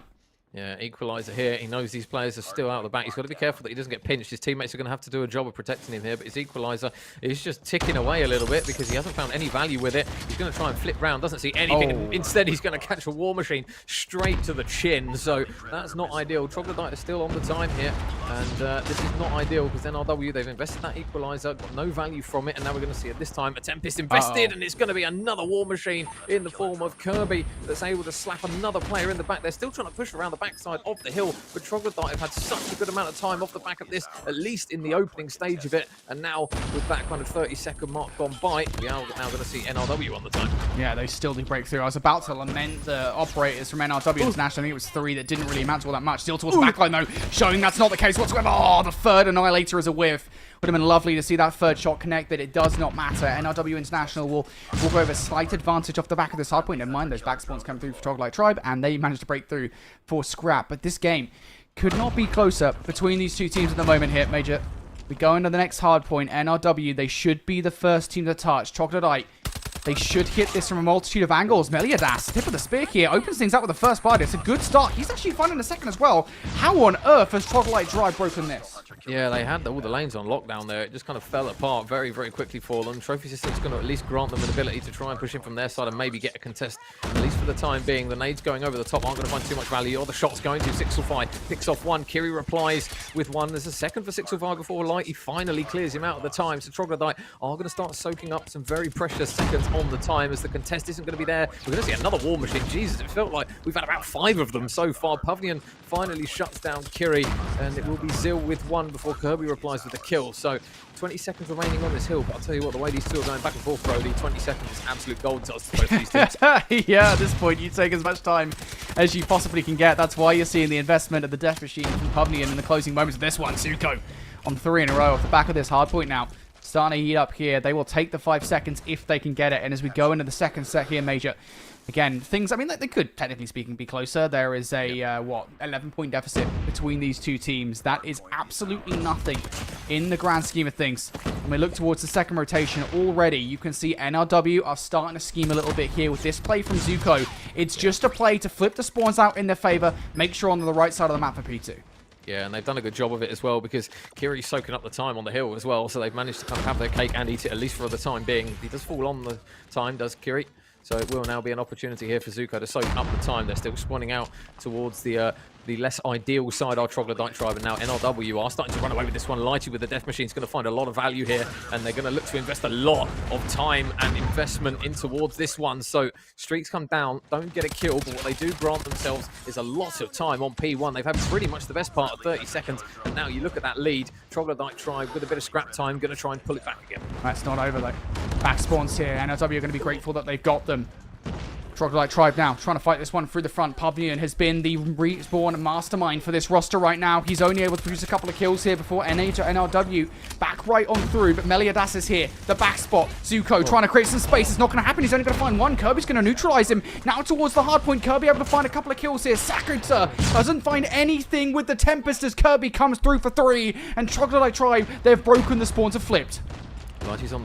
He's on the pinch, though. Is he going to try and push in towards the time? He knows these players are probably going to be pushing through side door because he's seen nothing in mid. Flies out. Oh, my God! Anything that moves is getting shredded by him with this USS in hand. And now he's going to pop the War Machine to see if Curie can manage to get any value. No. So that War Machine gets shut down on a hill where you can find a huge amount of kills from it. It's just going to be an absolute bloodbath in the hill. The kill feed is the only thing aiding me at the moment because everything that moves is dropping. But Pavlian drops 3 through all of the madness. Troglodyte Tribe, 20 seconds still looking good for them. 6-5. Looking to try and at least calm the storm for now. I really don't want to understate it, Major. That is a pivotal moment here in this game as 6-5 heating up through the middle of the map. If Troglodyte Tribe do not get that break, if they don't steal that time away from NRW International, they're in the pit by about 50 to 60 points or so. That is a lot of time that you did not want to lose, and they didn't. Big plays coming up from Kirby with the War Machine, by the way, to shut down a couple of operators or NRW. Now, we transition in towards the next hard point. NRW are winning some of the initial gunfights. They've got players at all the right angles here. Every single point of ingress is being watched.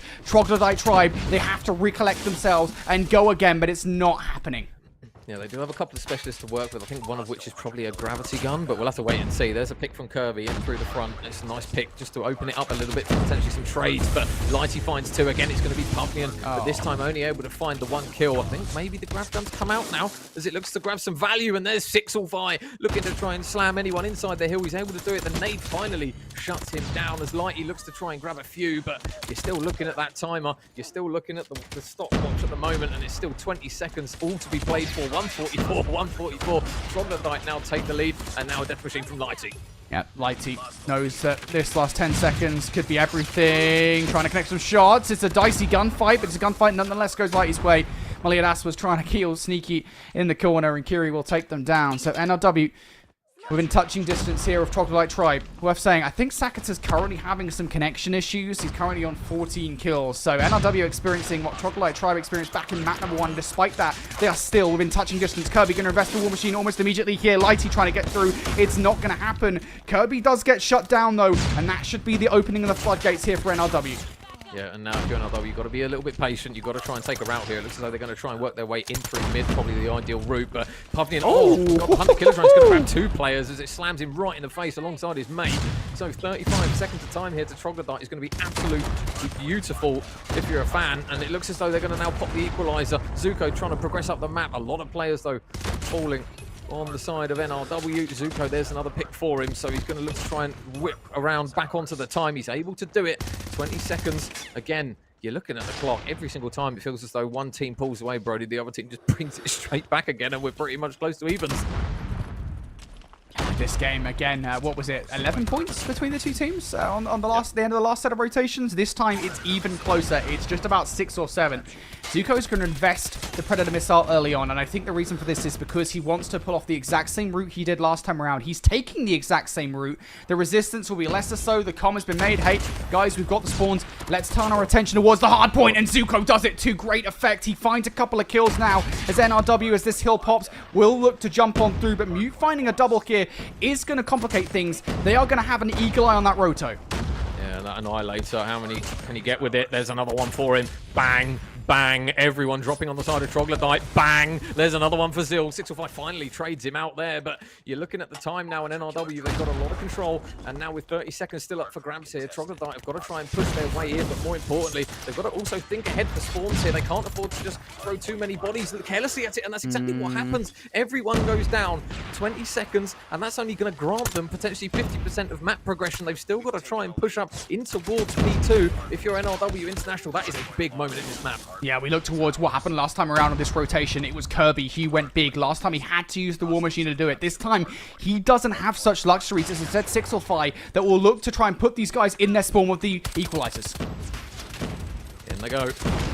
How many can they grab? Zuko only able to get one. They're going to try and pin these players out the back. And there's the Death Machine. You can see it in the hands of Troglodyte. They're going to try and invest a lot with the War Machine around the back door. This is the danger on the P2. You can trap so many players in, but he's not actually going to get anyone with that one. So Lighty's still out the back. But Troglodyte is still getting some value. They're going to try and lob it back in. And Lighty just shoots through everyone who tries to shove it back at them. So huge kills. Going to grant NRW back inside the time. They can't win off that hill. But that is a huge set of kills for them. And potentially an opportunity just to try and push this lead out a little bit further. Troglodyte soaking up the time for now. Kirby with the War Machine finds a lot of value. Sakura with a double nade from nowhere is going to grant it back. And oh my god, how on earth is this one unfolding?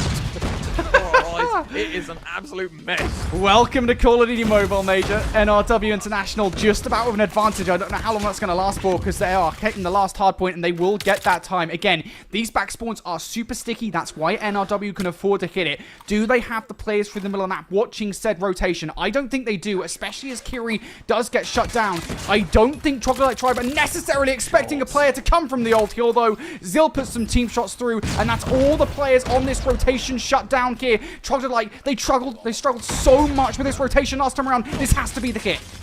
Equalizer out from Zuko. He's going to try and stop anyone in through the side door. There's one for him, but not enough value is going to be had to at least stop that contest. Troglodyte, they're in for now. How long can they hold on for? 100 killer comes through to take down Kiri, so Troglodyte are still surviving. They've still got 30 seconds to go. They can, in theory, win off this hill. I wouldn't be very surprised if they're able to do it. NRW are going to have to try and fight their way back in once more, but you've still got Troglodyte on the time. Hello, it's still doable. So now if you're NRW, you've got to try and compose yourself. You've got to try and hit a lane that is going to be beneficial, but you can see the kills already. They come back for Troglodyte Tribe. This is one last go at this for NRW.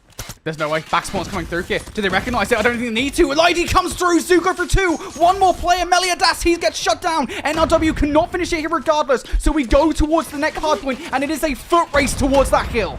Everyone's going in. The bundle is on. You've got 2 seconds now if you're NRW. They've had to put a contest on it, but Troglodyte Tribe are here first. You can see the control that they've got on the time. Next wave of gunfights. Zil with the Annihilator. He did it before. Can he do it again? How many yellow kills can he find? One in mid. Snap. Can he fly in towards the second? There's still players in there. The contest is on. Everyone's here. He's desperately trying to lock down this middle lane and grant some value. Another one for him. Zil's chewing through every single person, and NRW will get it done in the end. Holy moly, Combine Hardpoint.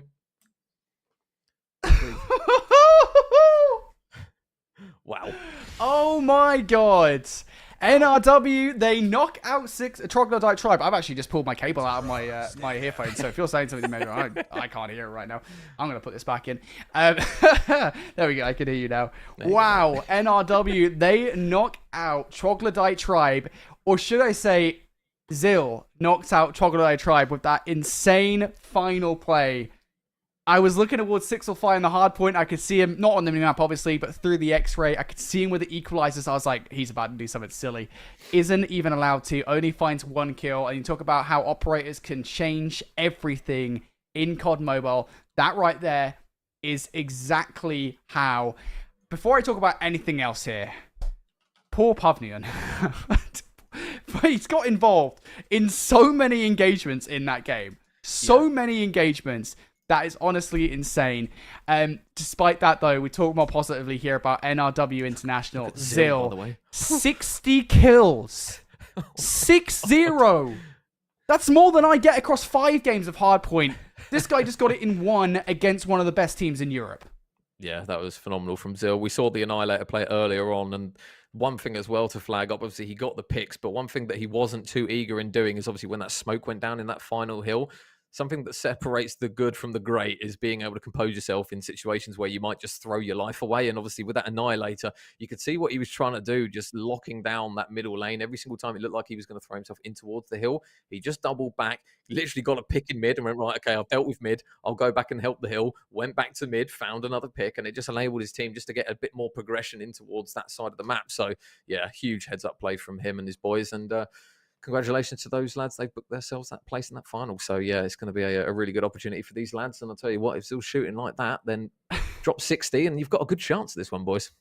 Oh boy, mate, it is. What temperature is it here? 20 degrees in the UK. It feels very hot in my office right now.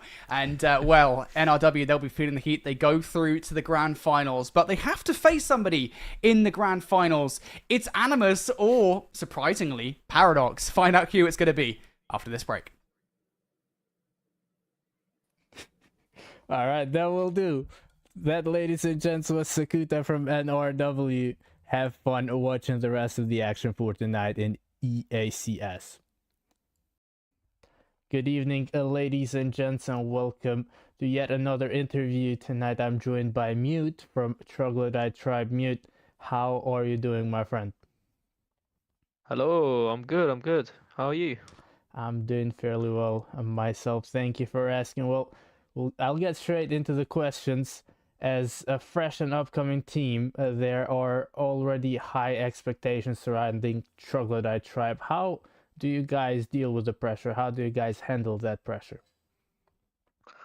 Well, there's only one way to handle the pressure, and that is to just do the thing. So we will do our job and our best abilities, and we will try and make the most out of it. So you That's the goal. just go into the game and you have one goal in mind. That's to perform, and that's what you do. Just deal with it. Yep. Sounds about right. Well, you've entered the UCE rankings at 8th place, if I'm not mistaken. An impressive feat for a new team. Do you feel that's a fair reflection of your team's performance so far, or do you believe that your team deserves to be ranked higher? Well, I do believe we deserve to even be ranked higher, to be honest. I know the potential that we all have, every single player individually and also as a team. So yeah, no, I mean it's good to be in the top 8. That's fine by me, but I believe we can also do more.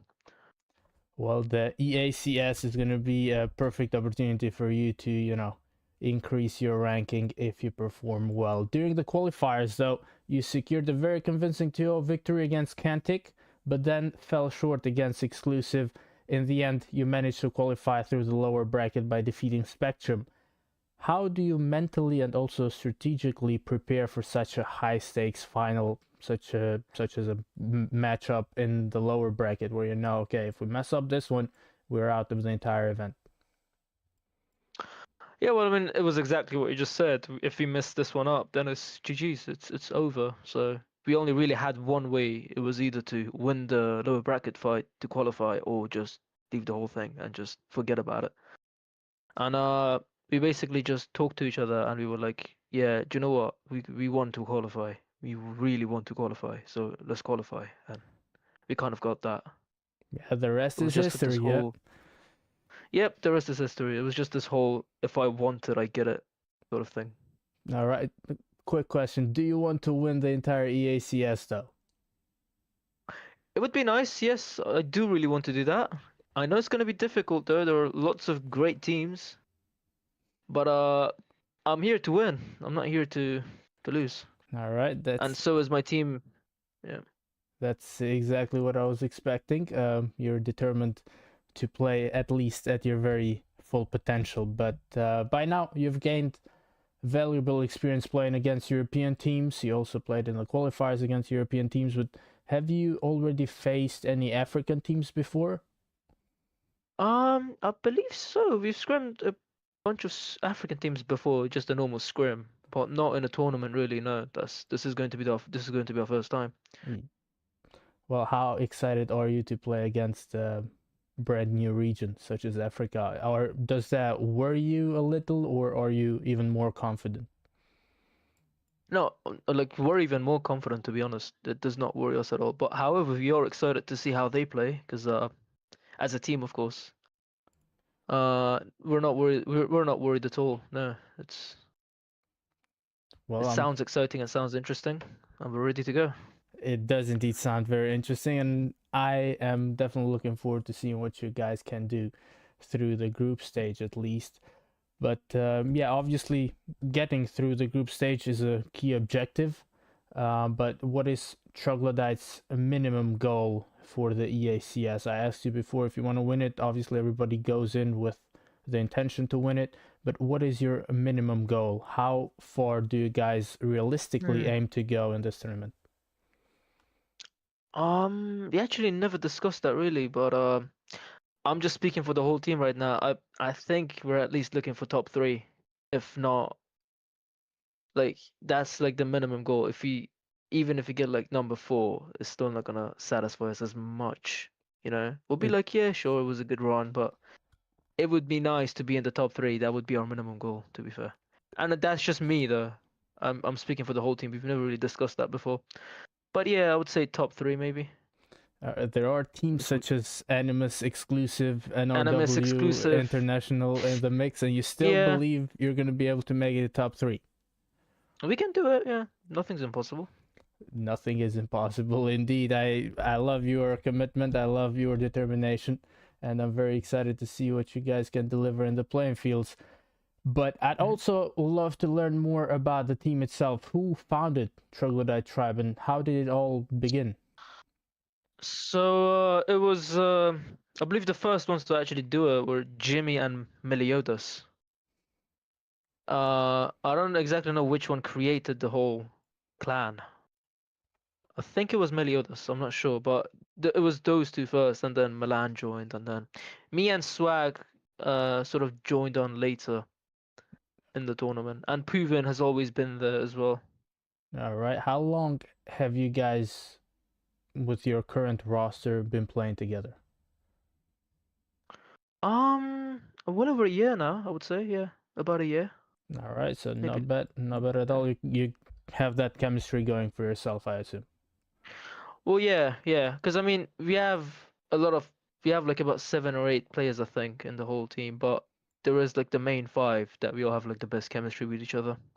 Yeah, and most likely that best 5 is going to be participating throughout the group stage, unless somebody Yeah, falls and yeah, doesn't have time or whatever. Interesting. most Well, likely. talking about the group stage, what is your team's biggest strength going into this event? I would say chemistry, to be honest. Yeah. Not bad. Well, how about the strongest mode or the strongest map? And also on the flip side of things, which modes or maps do you Um, feel you kind of need more time to prepare? Honestly, we all believe we're really good at S&D. Like that is, I would say, our mode. We're really good at S&D, and we can actually compete against really good like teams. Like you said, Exclusive and Animus. We can actually compete with those guys in S&D, I would say. And like yeah, S&D would be our strongest mode, and our best map. Well, currently, as it stands, I think it's either Slums and Hardpoint. We're quite good at that map, or it's Summit, I would say, because most of our players are aggressive and we like close gunfights. So Summit is the perfect map, you know. You talked a lot about maps you feel comfortable in and also the game mode you prefer, but how about, the other side of the medal? Is there any game modes or any particular maps where you struggle a little bit? Um, well, I wouldn't say. I mean, I wouldn't say struggle, but maybe not preferable. So, I mean, I can't really think of it now, but we all like every map, really. But the mode, yeah, no, I can't really think of the mode that we actually hate, to be honest with you. Control, we all like it. Hardpoint, we all like it. But yeah, no, I mean, every map is good as well. We used to struggle a lot in Hacienda, but we've actually fixed that now. So we Well, actually like Hacienda now. sounds But good. An all-arounder yeah, team. So you're well prepared then for this event. yeah, sorry. Yeah. We're feeling prepared. We're feeling good to go. Not bad. Is there any team that you are hoping to avoid facing during the tournament? No, not at all. We're not afraid of avoiding any teams. In fact, even if we do end up losing, then that's just going to be great practice, isn't it? So I'm pretty sure the whole team agrees with that as well. That's one way to go about it, indeed. In your opinion, though, who is the best player competing in EACS? You can obviously name yourself if you feel that is the right answer. Hmm.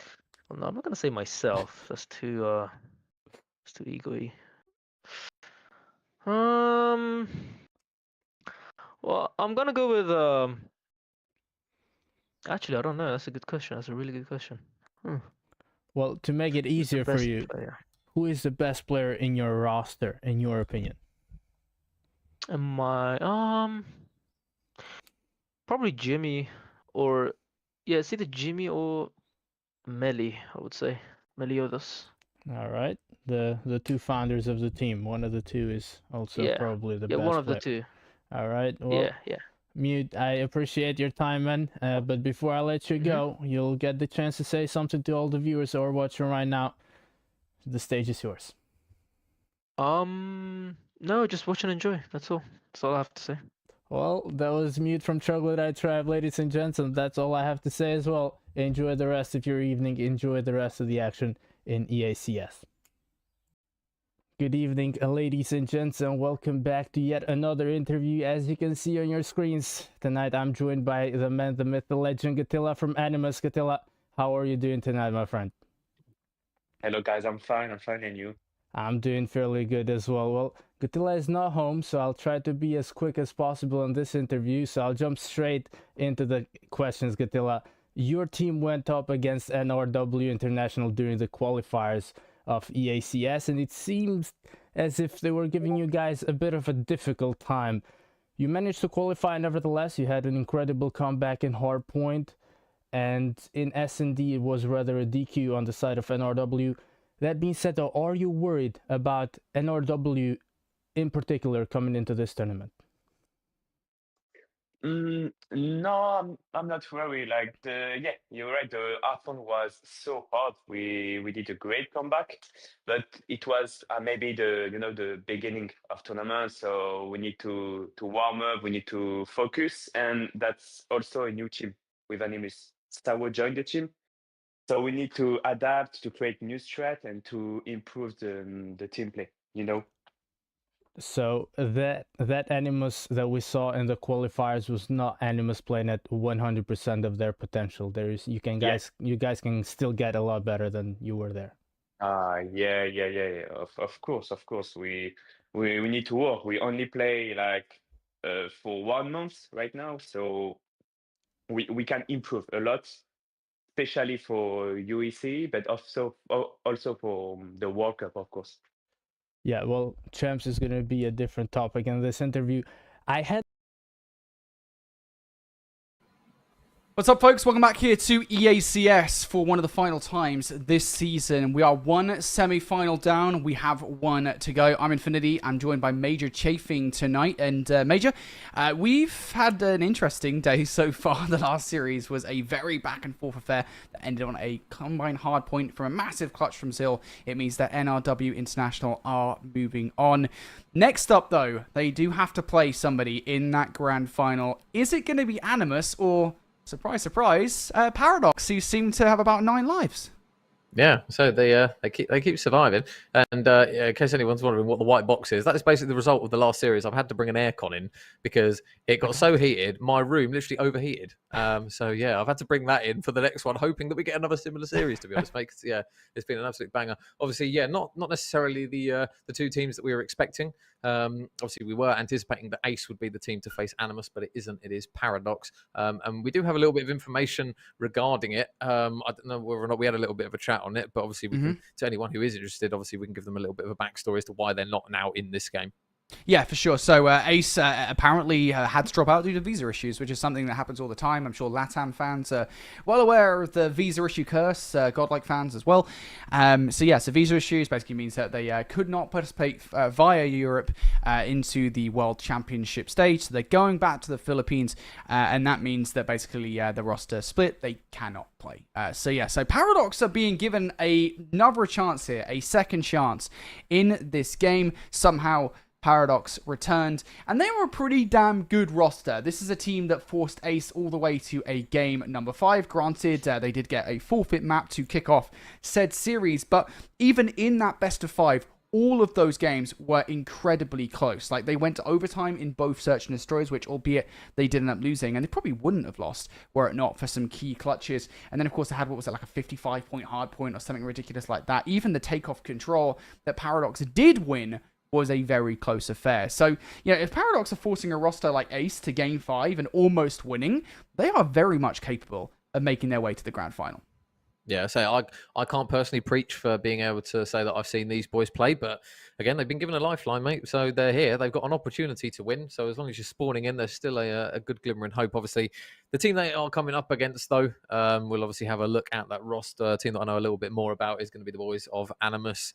And yeah, these are arguably the boys to beat. Narcs, K, Rusays, Shark, and Saywo. They are the boys to beat, the boys to knock off the perch, and kind of the team that is the result of them being named as the underdogs in this series. Obviously, they are a very talented roster. Again, I kind of flag up the minimal games of COD Mobile that I've seen, but Says has been a brilliant player, being able to offer them that ability with the sniper to kind of really make the big plays, especially in search and destroy.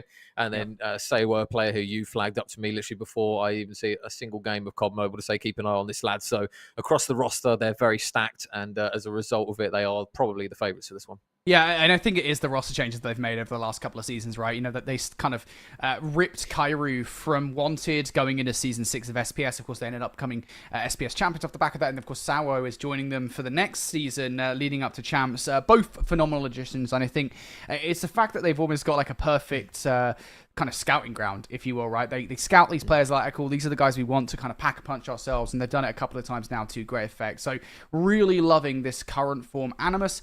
I love all the players in the roster, and they are a really phenomenal squad. Here's a look at our best of 5 then. For this series, we kick things off on a map that, well, it wouldn't be Call of Duty Mobile if we didn't have it. It's Hacienda Hardpoint, followed up by Kurahana Search and Destroy, Takeoff Control, a Slums Hardpoint, and a Firing Range Search and Destroy. Across the board here, I would say, I mean, we've seen maps from these guys, but I wouldn't say there's anything particularly deep like we had Combine Hardpoint in the last series, where it's just like, yeah, both teams have played it a couple of times and both teams are phenomenal at it.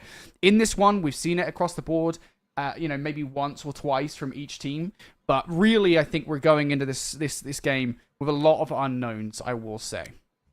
Yeah, I think one thing that we do know is that I suppose a Hacienda Hardpoint isn't necessarily as fast paced as obviously when we kind of spoke about kind of like the Combine Hardpoint, where it can just be very, very messy. It is one that can be a bit more structured with regards to kind of although it's 5v5, you're still playing on a map that's got a bit more open space to be able to rotate, lock down lanes, that kind of thing, rather than just kind of throwing bodies here, there, and everywhere. But saying that, I do believe I did cast Animus actually on a Hacienda, and they did look very accomplished on it.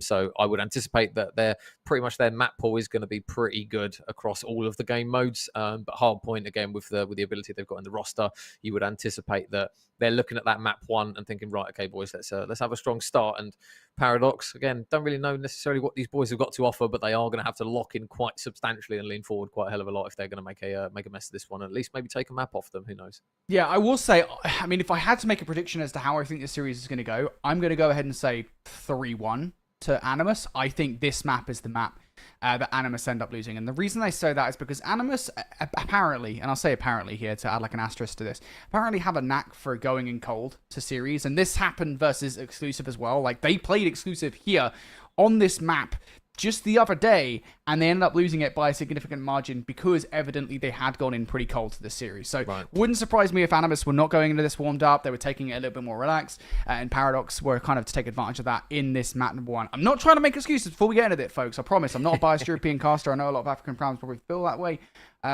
With that said, it does feel a little bit like, again, Animus, if they are going to lose a map in this series, it probably is going to be this one. If they don't, I think this is really going to set a tone for how this series is actually going to go.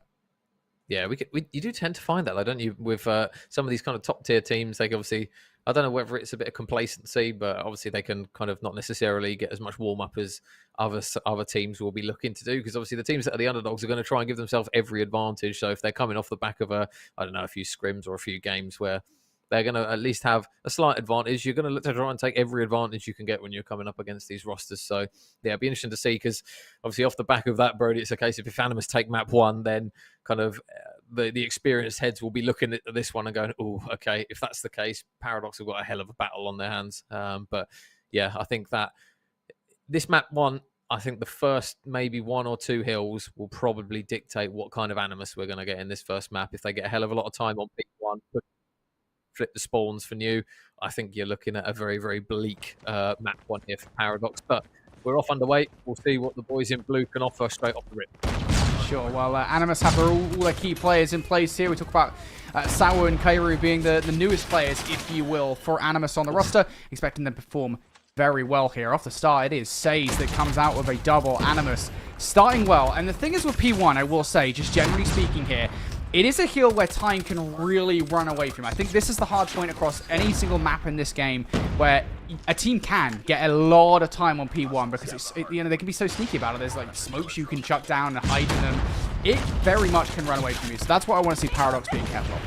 Yeah, and the difficulty obviously with being 5 versus 5 is you've got quite a few lanes to watch on P1, but you've got a lot of bodies to do it on in comparison to multiplayer where it's 4v4, so it does grant an opportunity, and Darox is going to actually give his team an opportunity here to at least try and progress up the map. Kairu's already going to invest that streak to grab a double kill, so looks as though it will be Sage just trying to watch anyone trying to cross over. He is going to get one, I guess a second actually, and Sable gets the third, so those two players already combining for some early engagements, and just like that, Animus, they flip the P2 out. Oh no, never mind, they don't. They spawn in the back, Paradox. Yeah. I'll shut up and watch the COD happen. Yeah, sometimes you just gotta not predict spawns on this map because they'll just generally speaking in COD Mobile because they are wonky as hell. Let's shriek control, at which point there's only one spawn apparently for each team because that makes a lot of sense. Anyway, Paradox looking to make their way up the driveway here. A couple of kills already going their way. Toxic finds another one. Sawo is spamming the Sparrow for 3. Will not find another one. Fortunately, his teammates here act as backstops. Muji able to double up actually. Muji finds 3 towards the hard point. Narks takes himself out of the play, and all of a sudden, Paradox are vying for this time. Just as I say that, though, Says and Sawo will also look for kills around the front line. Diddley, the only one to survive, and Animus will finally have a moment to breathe here, but it's not going to last long. Yeah, so they're still spawning close here, Paradox, out the back and over towards lobby, so they've still got another good opportunity to get some time. Sawo, they're already 15 kills, looking to try and farm some more here with this VMP as he tries to fly out and maybe grab a couple more over towards that back garageway, and it's going to be a good opportunity now for him to just push himself closer towards 20, but his teammate in Shark, I do believe, is already rotated over towards the new hill, and he's got that early engagement kill that his team very much needed just to buy themselves a little bit of time. A lot of players going to go over towards this kind of fence, this side of the map. They've got to keep an eye, though, on Sawo because he's going to be the one trying to make the pinch, but it looks as though everyone through the front door is just going to get absolutely slammed. Yeah, and this is a hard point where you can get a lot of time here. Animus now in control of fences. They recognize the spawns. Kairu only going to find one with the Annihilator off the rip here, so now just going to go down to Sawo. Not going to choose to bring that Predator Missile into play just yet. Wouldn't be surprising if off the respawn he does bring it down, and that is exactly what's going to happen here. So towards the point, Muji going to bring that Death Machine down, but it's only going to get one kill before he falls. Now one player on the flank, Logan out of the play, and yeah, that is a really good Predator Missile usage from Sawo. That Death Machine could have done a lot more damage if that player hadn't been removed. Yeah, I was going to say, if you're looking at Paradox, they invested quite a lot of operator stacking towards that hill, and they pretty much got next to nothing. There's still some scrap time which they're fighting for, but again, you got to be wary of that rotation. It looks as though Kairu's going to be trying to lock down that potential top office. I don't know whether he's bottom wine. It looks as though he's bottom wine actually, so we'll get that first engagement. And this is a little bit of a worry now if you're Paradox, because they haven't rotated towards this new hill. Kairu is putting them in the absolute blender for the time being, so they are going to be spawning over towards that back boathouse area. It's just a question now of can Animus make the reads. They've been doing it all map long, and now with again another Sparrow pop to come through from Sawo, is anyone going to try and push it towards the front side of the time? And you anticipate that if they do, they're going to be pretty much dead to rights. Spam comes through, Sparrow kill is there, and it looks as though the early times, at least for now, just contested, but Sawo said no, I'm one of you up. See you later, boys. He's not done. Sawo, now he is. Finally gets shut down. 4 for Sawo, though, before he gets shut out. Now Say's going to bring a War Machine to a gunfight, looking for more. Back out towards the middle of the map. Perfect reads for Says, who is doubling up. Kairu also going to get a double of his own. And Major, we go into the second set here. There's still 20 seconds left on P4, by the way. Just a casual 20 seconds left for Animus to grab. And I said, hey, maybe Animus come into this slow, because they certainly did versus exclusive. I think they're done stunting on people. They're done having a relaxed time here. They are throwing Paradox around like a ragdoll. Yeah, they are 100 points up in the first rotation, and for a team that might potentially historically start slowly, they definitely haven't here in map number 1. They have really put Paradox to the sword, and this this P1 and P2 now on this second rotation is potentially going to be do or die here for Paradox if they can't get a lion's share of time off of it. It's going to be Logan and Toxic with a couple of kills. Logan gets a second as well onto Sabo, but his teammate will drop, so they need to try and start soaking some time off the back of these kills. It looks as though a couple of tacticals are going to come through just to try and make it a bit of a messy hill, but it just seems as though every single time a little bit of momentum starts to shift, Animus just completely pull it back off of them, and again, they're on the P1, they're soaking up the time once more. And it's more than that as well, right? Because Paradox are not in a good position. Oh my god, Kyra's not even aiming. He's not even aiming in. He just doesn't care. He's not even aiming in. And I was going to say, it's more than that, right? Because Animus are actually holding them on the right side of the map for the PT rotation as well, right? So, you know, they're not just getting these kills. No way. No way! Kyra! Oh, goodness me. One more kill. He was actually aiming at his teammate. Just wanted to get some kind of kills. But yeah, this is disastrous for Paradox. They have one secret weapon towards said rotation. Paradox have players over there now. And now as we look towards it, I mean, you have to hold this. Toxic needs to find some kills, and even he gets shut down off the Rook the Sparrow. Every single operator is being denied from Paradox right now. Yeah, and the thing is, Animus have still got 3 to potentially work with, one of which is going to be the War Machine. And I don't know whether Sage is going to be able to get a huge amount of kills with it, because you have got one from Diddley as well. So he's going to try and throw it out, but there you go. Everyone's dropping. Sage has bullied himself inside the hill. Sawo's going to help him out, and all of the operators are now just combining here for Animus. They look to try and shut this one down. Everyone on the side is going to look to try and push themselves into this back ramp area. Logan's doing a good job of getting a couple of kills. But again, every single time it feels as though Paradox get a kill, you just see another yellow kill feed that is just absolutely wrapped with engagement. And again, it's more time for Animus, and there's still 30 seconds left on this P2. Paradox, they are getting hammered. Oh, well, Paradox are a reanimated zombie. Animus are Leon Kennedy. This is crazy right now. A 150-point advantage and growing. 15 seconds left. And Paradox, I don't even know what you do at this point. How do you get out of this? Because it feels like every single gunfight, every single moment, the Paradox looks like they might have something of note to say. They're denied so. That's despicable. Muji goes through for a kill, but it does feel like too little too late. You can fight for the scrap time all you like, say Animus. We will be the team constantly in control of the rotation. They are relentless. Yeah, and Shark has just completely locked down this well spawn, so now they realise everyone's going to be over towards tin, and he just flies at anything that moves now with this equalizer. He's going to have the SMG out in hand to potentially mop up a few players. You can see Muji there with the death machines desperately trying to regen some health and try and get some bullets in to at least grant his team a bit of a lifeline on this hill, but the shot's a little bit wayward there. Aren't going to be enough. Shark is just chewing through everyone else that remains. When you've got 15 seconds left and death from above, it's looking like doom and gloom here for everyone on the side of Paradox. In towards tin he goes. Another engagement pens, but if looking at Paradox here, and they just can't get anywhere near this hill. It's a bottleneck that you do not want to see if you're a fan of the boys in blue, and my god, that is a map that you do not want to see either. 250 to 45, and yeah, not exactly looking like the coldest team on the circuit anymore, Brody. That was an absolute destruction. Oh man, what do you say? What do you say about that? How do we go from our first series of the day to a 250 to 50 game? I don't even think they got 50. I'm not even sure what the final scoreline was. There is nothing to break down there. 45 points. There is nothing to analyze there. 41 and 16 for Kairi, who has been a rising star in Europe for a couple of years now. He made a hell of an impression and wanted back in Season 5 of the Snapdragon Pro Series. Picked up by Animus for Season 6, and he hasn't stopped since. This guy's absolutely insane. Yeah, I mean, just numbers across the board. Saze has gone triple positive pretty much at 38 and 13.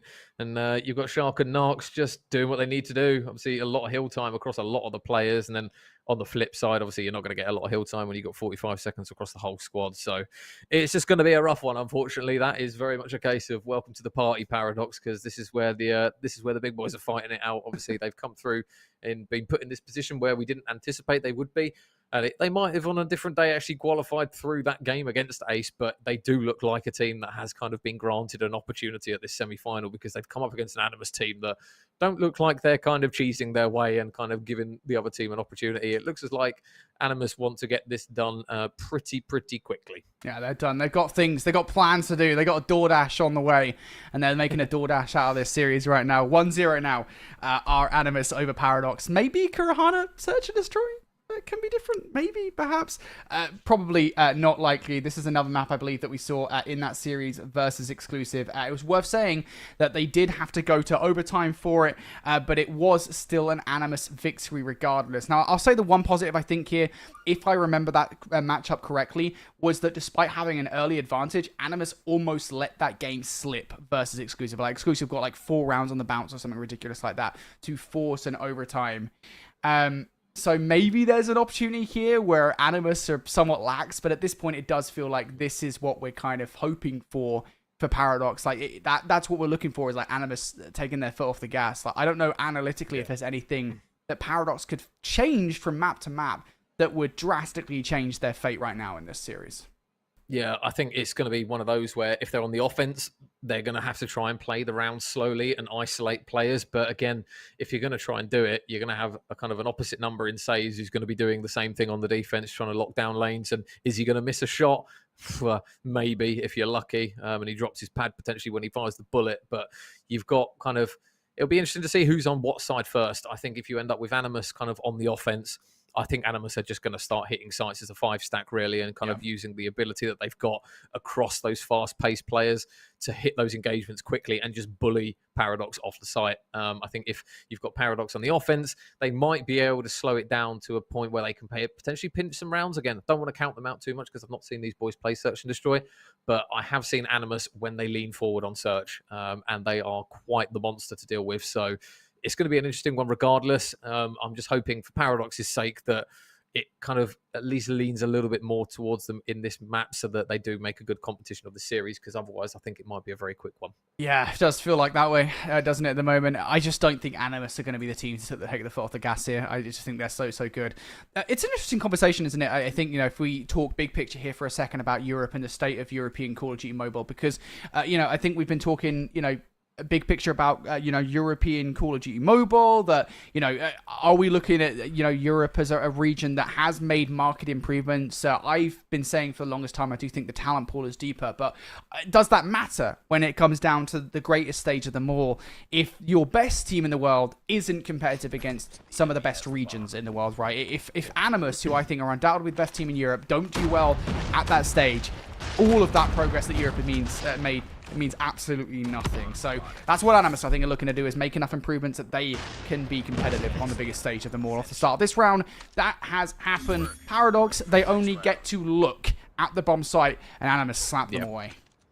Well, I was thinking potentially there was an opportunity maybe, because they did send every bloke and their nan over towards that B site, but Animus, how many nans? Courtesy of the shotgun, yeah, they threw everything, mate. Kitchen sink, relatives, you name it, hamsters, everything went to that one, and unfortunately they all got kind of battered back. So yeah, not an ideal opening round, and just as I kind of anticipated, they went for that aggressive push straight off the rip, and now they've resorted to the okay boys, let's maybe take it slow when we're on the offense and play for the picks. Able to get one, but Nox is just able to reply with one straight away. Yeah, and I do think it's interesting, because that's the way you should play this, right? Oh my god, Says just destroy Toxic and BG down that B lane. You do want to play it somewhat aggressive at the start to try and send Animus off balance, but when that goes awry, it kind of sends yourselves off balance somewhat, right? It's like, what do you do when you've lost your first strat court? Where do you go from here? Darrix now versus 3. At the very least, this bomb is retrievable. What you do past that point, I guess you're hoping that these guys split up, but as soon as he chows Keiru for the middle map, he should be dead to rights. Yeah, they're just playing for info. As soon as that kind of first sight comes through, you'd anticipate that these players are going to start pushing through. The nade over towards mid, though. Nope, doesn't matter. It's going to be Safe that just spots him down that lane and picks him off. So Animus, with 2 very different styles of rounds for them to have to deal with, whether it was quick or slow, they were able to just pretty much work that one. Obviously, a 3 versus 1 situation is a very, very good round. Yeah, Animus 2-0 up. Paradox with again, it looks as though a bit of a patient approach here, but the difficulty is, Brody, when you play things slowly on offense, you can grant a lot of map control, and that's pretty much exactly already what's happened. Sharks already managed to push up mid quite substantially. It looks as though there's going to be a lot of kind of involvement here for Narcs, but this next engagement is going to be the all-important one. The slide comes out, the shot is clean, and you can see his boys behind him went, I don't really want to join you on that one, but nice kill from Toxic. It feels like in the Search and Destroy finally, Paradox has something positive to say. Flanking play being made now by Shark, who That was actually Gun Diddley with the M4. Toxic trying to get something done with the HSO. A couple of players here to try and take down, get some bad COD timing. Lets them through. Will get a hit marker, and Sour's HSO is a little bit better. Fortunately enough, Darix and Muji a good hit, and they should know where the last player is. Muji with a lovely snipe to take Shark out of the play, and yeah, that's good from Paradox. You get yourselves onto the site, and you do take advantage of the fact that Animus are kind of throwing themselves at you. Yeah, and those kind of important picks with the sniper from Muji, that he's going to need to be doing that all game long, to be honest, because again, if there's any kind of a kind of opportunity to stumble Animus, it's going to be slowing down the pace at which they play. If you can kind of guard them back a little bit with some picks with the sniper, that's the main thing. Obviously, Says, he's going to be looking for an engagement down in towards mid, and the sniper gunfight is going to be the all-important one. Saywell again with the sniper is actually able to open it out with nice shots from Muji. Again, just keeping that trend going of locking down the lanes and having his opposites number, at least for the time being. Paradox, who have the numbers once again. Problem is, they have not been successful whatsoever at getting into these sites, and now they're going to have to cross a path which is being watched by a couple of players here. One sniper from Kairi, the HSO up close from Sawo as well. If it's not the snipe, it's the shotgun. Animus getting it done with both, and Paradox will have to back the hell up here. They have bomb in hand. They're looking for a reach out. I think just now maybe looking for some kind of over-aggression from Nox. They will not receive it, but still, 2 versus 2 hit. They're looking for Animus to reposition. Here comes the Chow. Nox is going to whiff his snipe here, but now they know it's just one. Yeah, so where is number 3 there in Kairi? It doesn't really matter, really, because Nox is just slapped onto Muji, so the man who's had some good moments goes down, and now it's all going to be on Diddley. Sniper in hand. Got to be careful how he decides to peek this. He's really got to hope on doing it relatively quickly so that Nox doesn't just slap him in the face with a Tundra shot. But as he flies round, nice shot from Diddley, able to get the first, but unfortunately, you've got an opposite number there, this time in K-Root, and he's able to mop up. So it feels like when you go through one Titan, you just run straight into another. Big clutch is coming out from Animus there. Defend the objective. Managing to stop Paradox from getting onto the site, and if anything, I will say from Paradox, just not the concerted effort that they wanted to actually get into said site. They're going to try the same strat once again. They know where Sawo's going to be positioned, and despite that knowledge, it doesn't help them. Sawo's still alive, by the way. Sawo, more than still alive. He is beaming through everybody. 3 kills for the Sawo at the start of this round. Darix now pushed all the way back, and every single exit point is being watched like a hawk by Animus. Yeah, might get some good timing onto one player. Tags him up. The peek comes through. Nice work there to take out Shark with that headshot. And now you're looking at, again, the 2 players on Animus. Are they going to play it together, or are they just going to watch their respective lane? It looks as though they're pretty much kind of playing a little bit of back-to-back. One player watching the outer lane and one watching mid. So as and when Darix tries to cross this middle lane, the information's there. And you can see that he's just going to back up and play this one smart here, Nox. So a little bit of respect actually coming through from Animus here, Brody. They're not just throwing players at it. They're trying to do this one as professionally as they can. They're not giving him anything to bite on at the moment.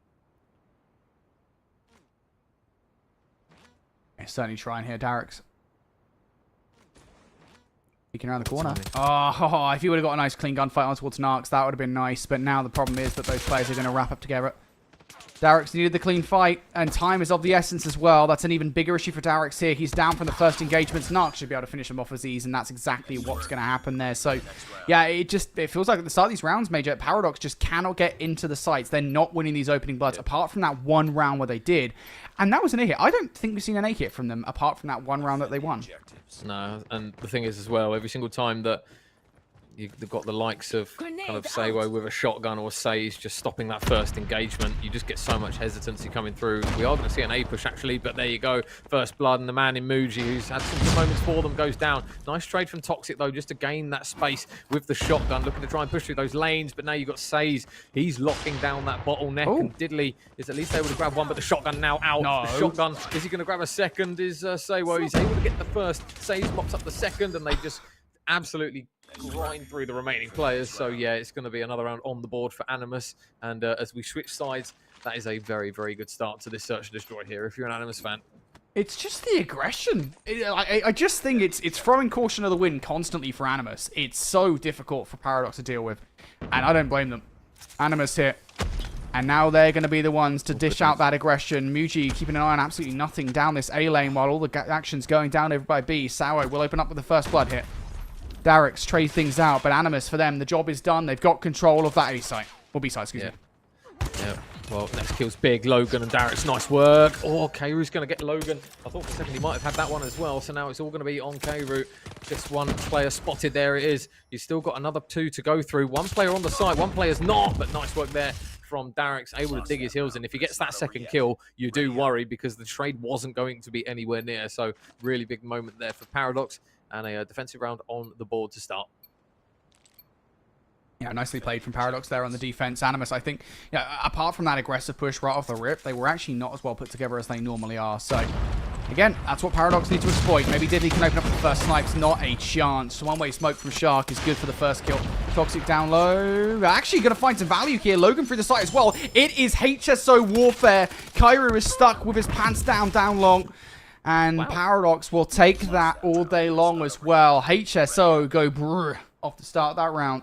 Yeah, and that's the advantage. If your shotgun players can hold the right corners, you can start to just bottleneck players and get kill after kill after kill. And to be fair, that was probably the first time probably in the map that we haven't really necessarily seen very efficient trading there from Animus. Everyone went through one at a time, and Paradox just cut them down single-handedly. Nice work there from Toxic and Logan, obviously with those shotguns in hand. So Logan going to be potentially backed up there by the shot from Says, who is just holding, again, a different angle. A very, very different approach here from Animus here, Brody. Obviously, those last couple of rounds have just made them rethink about what they're doing. This one's a lot slower, and they're playing off that first pick with Says with a really nice nade.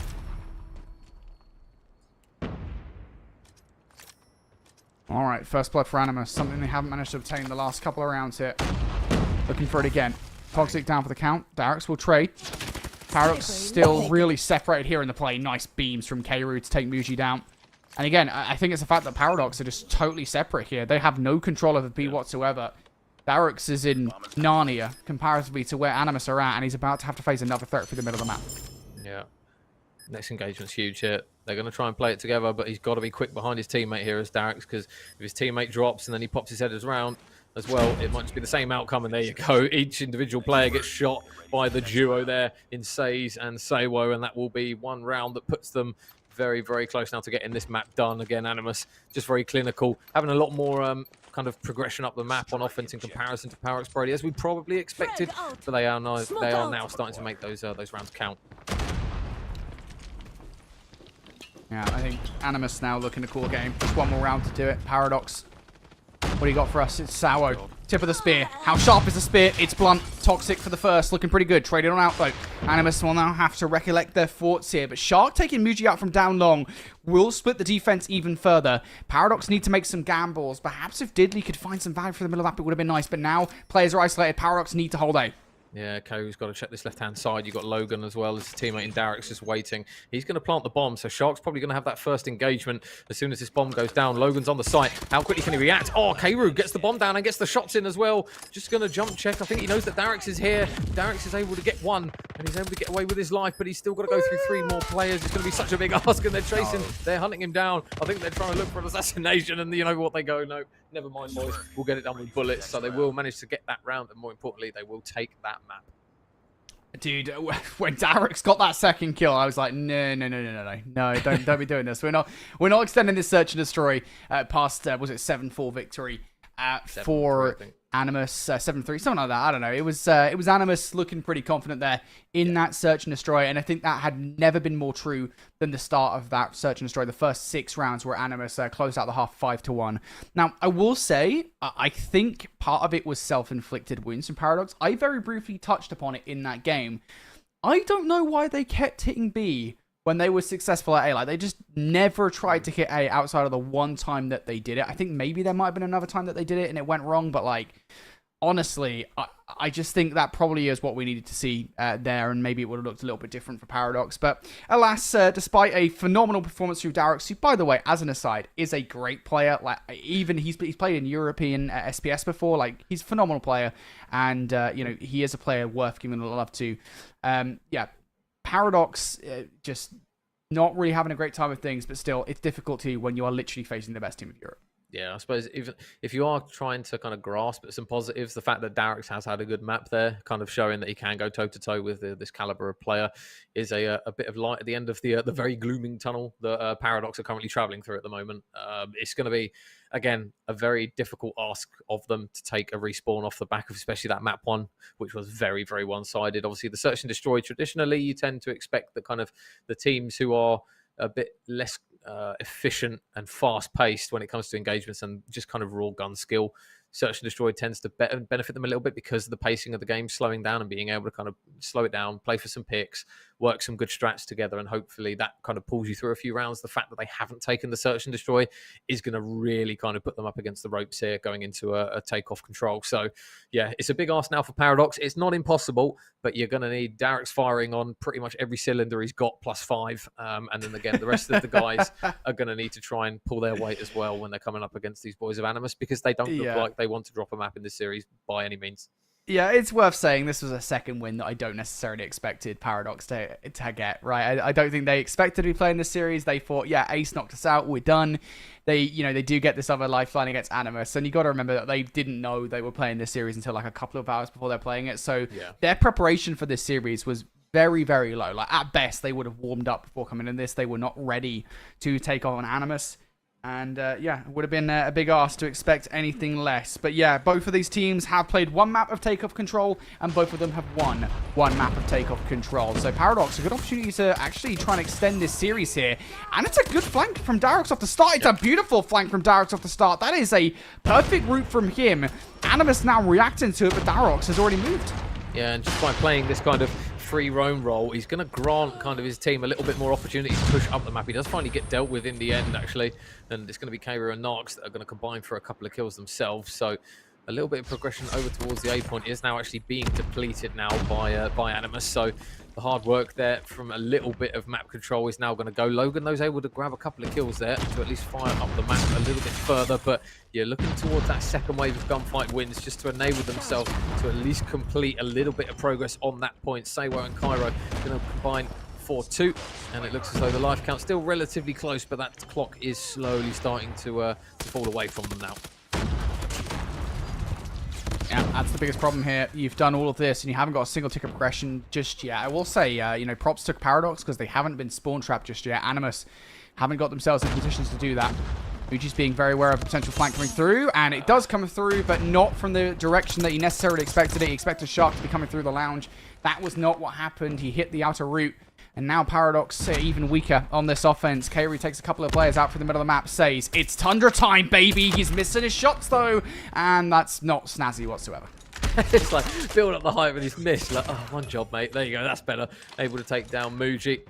And it will be Toxic and Darix that go into the respawn as well. So every player that crosses, he's going to look to try and chop down. But no, just a little bit late to the party on these bullets. But meanwhile, his teammate there in Sawo, while they desperately try and fly on the cross, they just run straight in towards Sawo. And with the shotgun in hand, he's going to weaken up a few. And the last unfortunate man in Muji is going to have a bit of a mountain to climb up against a lot of these players that are looking to try and hunt him down. And I think it was actually the clock that ran out in the end. So Animus with a fairly comfortable defensive hold.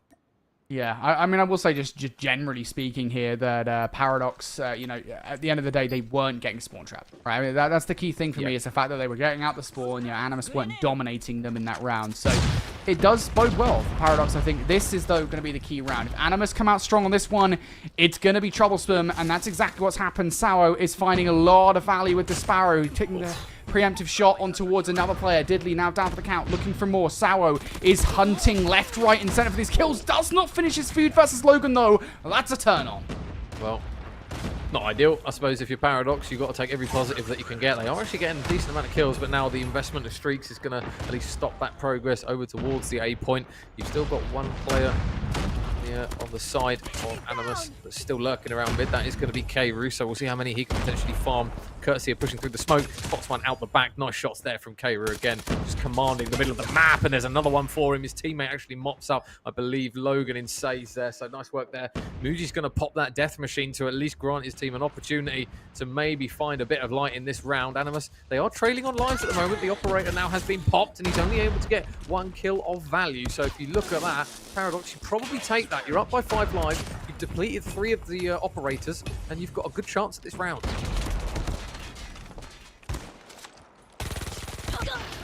Oh. So stuck in their spawn right now. Looking for more. Second tick not through just yet. 25 seconds. They're going to try and readjust the odds a little bit here by splitting the difference between these 2 offensive efforts here, Major. 25 seconds left on the clock. Animus getting players on both of the points. That's how they want to play this. Yeah, and here we go. Equalizer out. How many can you get? Uno.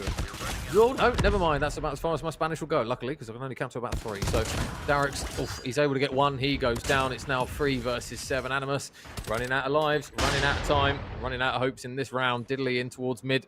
It's going to be a little bit more difficult to deal with because they are still getting the progression. No, I'll take that back. They aren't on the point anymore. Last one is going to be Says. He's going to get spotted, and that's a good round on the board for Paradox. 6 rounds to the good. Never really looked like it was getting out of hand for them. So first defensive holds from both teams looking very, very good. It might be a case of who's going to break serve first between these two, Brony. Yeah, for sure. What's their weapons off the start? I don't think I've ever seen that before. I have no idea what that is. Anyway, Paradox.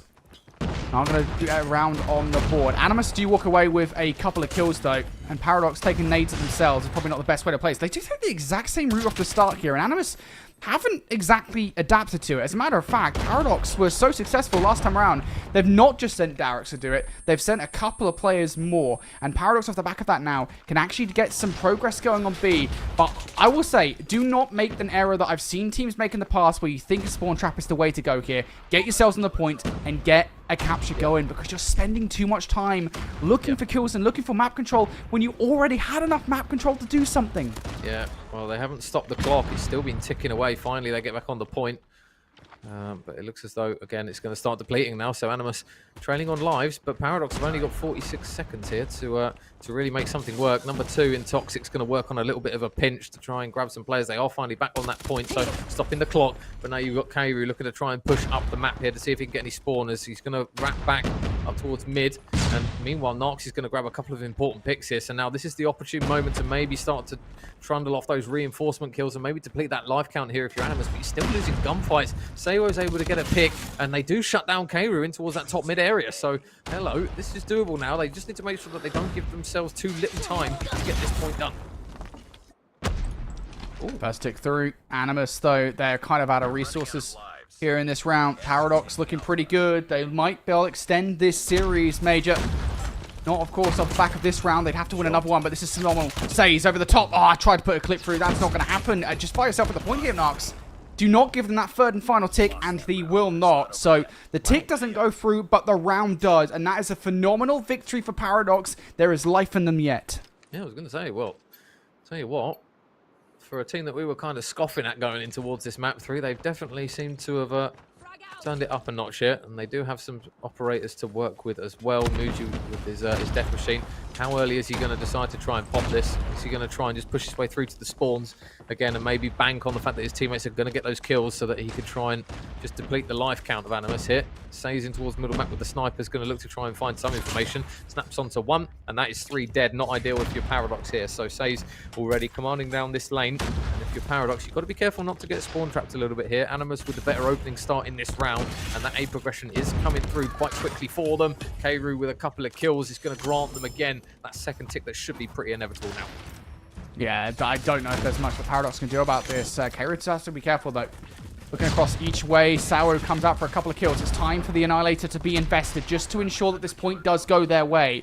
It's worth saying this is still a relatively weak capture. Like, Kairu is watching this cross, but there was only 1 player on the point. Everybody from Animus was more concerned with the launch center. Now Kairu finally getting more kills, and that's exactly what's going to happen. Sawo doubling up, and that should be all she wrote for the A zone. They're actually going to push forward for more kills here. They are really starting to ingress. Kairu is shredding through everybody. A 6-3 for him. The Hunter Killer drone to really drive this point home. But it is worth saying, with Paradox getting the ticks that they did, if Animus want a defense around 5, they probably need to get this capture going on B. Yeah, it looks like they've only got 1 player at the moment in number 2. In who's that? I think it's Sewo. Yeah, Sewo now. Sparrow popped. I'm surprised they're popping kind of specialists or operators here in this round because they are pretty confidently ahead in this one. So they're utilising quite a lot to get this one done. The Machine Pistol from Sawo won't get it done on that occasion, and it is now going to be 11 plays 4. So it's going to unfortunately be Diddley, who's not going to come off respawn anymore. Neither will his teammate there in Logan. And with 11 plays 3, it's pretty inevitable. So whether they try and get the progression done or not, we'll have to wait and see. Muji's going to drop sharp, but the outcome seems pretty much done on this round. So if you're looking at Paradox, you're thinking, right, run out and die. Don't give them this tick. But they're all hiding here, Animus. They're going to get the tick done. And now, I'll tell you what, if Animus are on defense, Paradox, you're going to be thinking, boys, why didn't we just run in and die? Yeah, that's unfortunate. Animus, yep, are on defense because of that in round number 5. And you were right to call out something towards the back half of that game. I don't think Animus should have been investing as heavily as they were. They probably could have dialed back a couple of operators, saved them for the start of this round, and really drilled the screws in to Paradox. Because now they have to do it in a fair way. 5 versus 5. And this time, Paradox haven't hit the same route they did off the start. But regardless, Logan and Diddley are able to combine for 3. And they open up space at the start of this round here, Major. Kairu's still going to be sat in mid.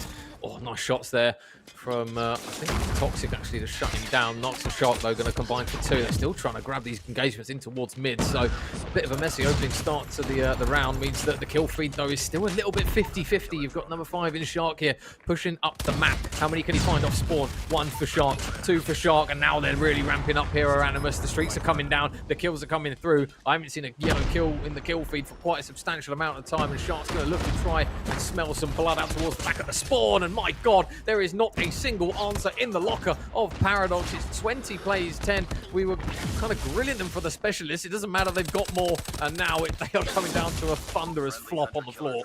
Yeah, this is the definition of not being able to get it up. Paradox here, not having the best end to this game. 15 seconds left, and their tournament lives for the second time are over.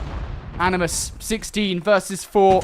It feels inevitable, and it is inevitable. Animus are just those guys, and it is difficult when you're facing a behemoth to not get bullied. One more player, and it's all donezo, and it's all down to time anyway. Muji doesn't need to fall. Animus, 3-0. The final map is significantly more competitive than the rest, but it doesn't matter how you get it done, as long as you do. Yeah, so obviously a little bit closer than we probably would have anticipated. Paradox obviously showed signs of kind of mixing it up. But again, I don't know whether it's just hard to tell with this Animus roster. Was that them really leaning forwards in those first few rounds? Because you just saw a completely different round in that fifth and final one. So I've just got a feeling that maybe they were kind of kicking their feet up a little bit in that one because of how different that final round was. Obviously, we kind of said about they invested quite a lot of operators in that round prior, but it just didn't even seem to matter, to be honest. And you kind of look across the board. Kairu, again, he's had an absolute hell of a series. I think he went 41-16 in map 1. He's now gone 36-16 in map 3. And then he went a measly 10-6 in map 2. So he's been phenomenal pretty much all series long. Sawo, MVP across that one, 36-27 from him. And again, it's going to be this time Shark and Says who are just kind of, and Narcs as well, just chilling a little bit. Again, probably a little bit too close for comfort maybe. But again, were Animus locked in? I don't suppose we'll ever know, mate, until we see that final. I don't know, dude. I don't want to discredit Paradox because there are, definitely moments in that control. I think especially looking towards, the first couple of rounds on the offense where they were, hitting those routes and doing genuinely creative things against Animus. Yeah. I want to give a shout out to Paradox because they are one of the teams from Africa that has made a positive impression on us here on the casting team. I've really enjoyed commentating over them. I've really enjoyed commentating over the African region. And if, this tournament was a preview of what Africa can bring to the table, I'll say what I said over on my YouTube channel, that I feel like they are diamonds in the rough, that, this is a region that with a lot more practice and a lot more time, and maybe not so much disadvantageous ping situations, they could well do damage. But again, that is a lot of question marks, I still think, over that region. Again, thank you everybody for tuning into today's broadcast. That is going to be it for today. However, before we go, we'll let you know that tomorrow we're back with the third place playoff matchup. That's going to be between Troglodyte Tribe and Paradox, not Ace, because Ace obviously not competing anymore. So the winner of that one will obtain third place here in EACS for 2025. And then, of course, on Sunday, it's the big one, a best-of-7 grand final to decide who will be the winner. NRW International versus Animus. I'll be there. Now, I hope you guys are there as well. Thank you so much for tuning in, folks. We'll see you tomorrow.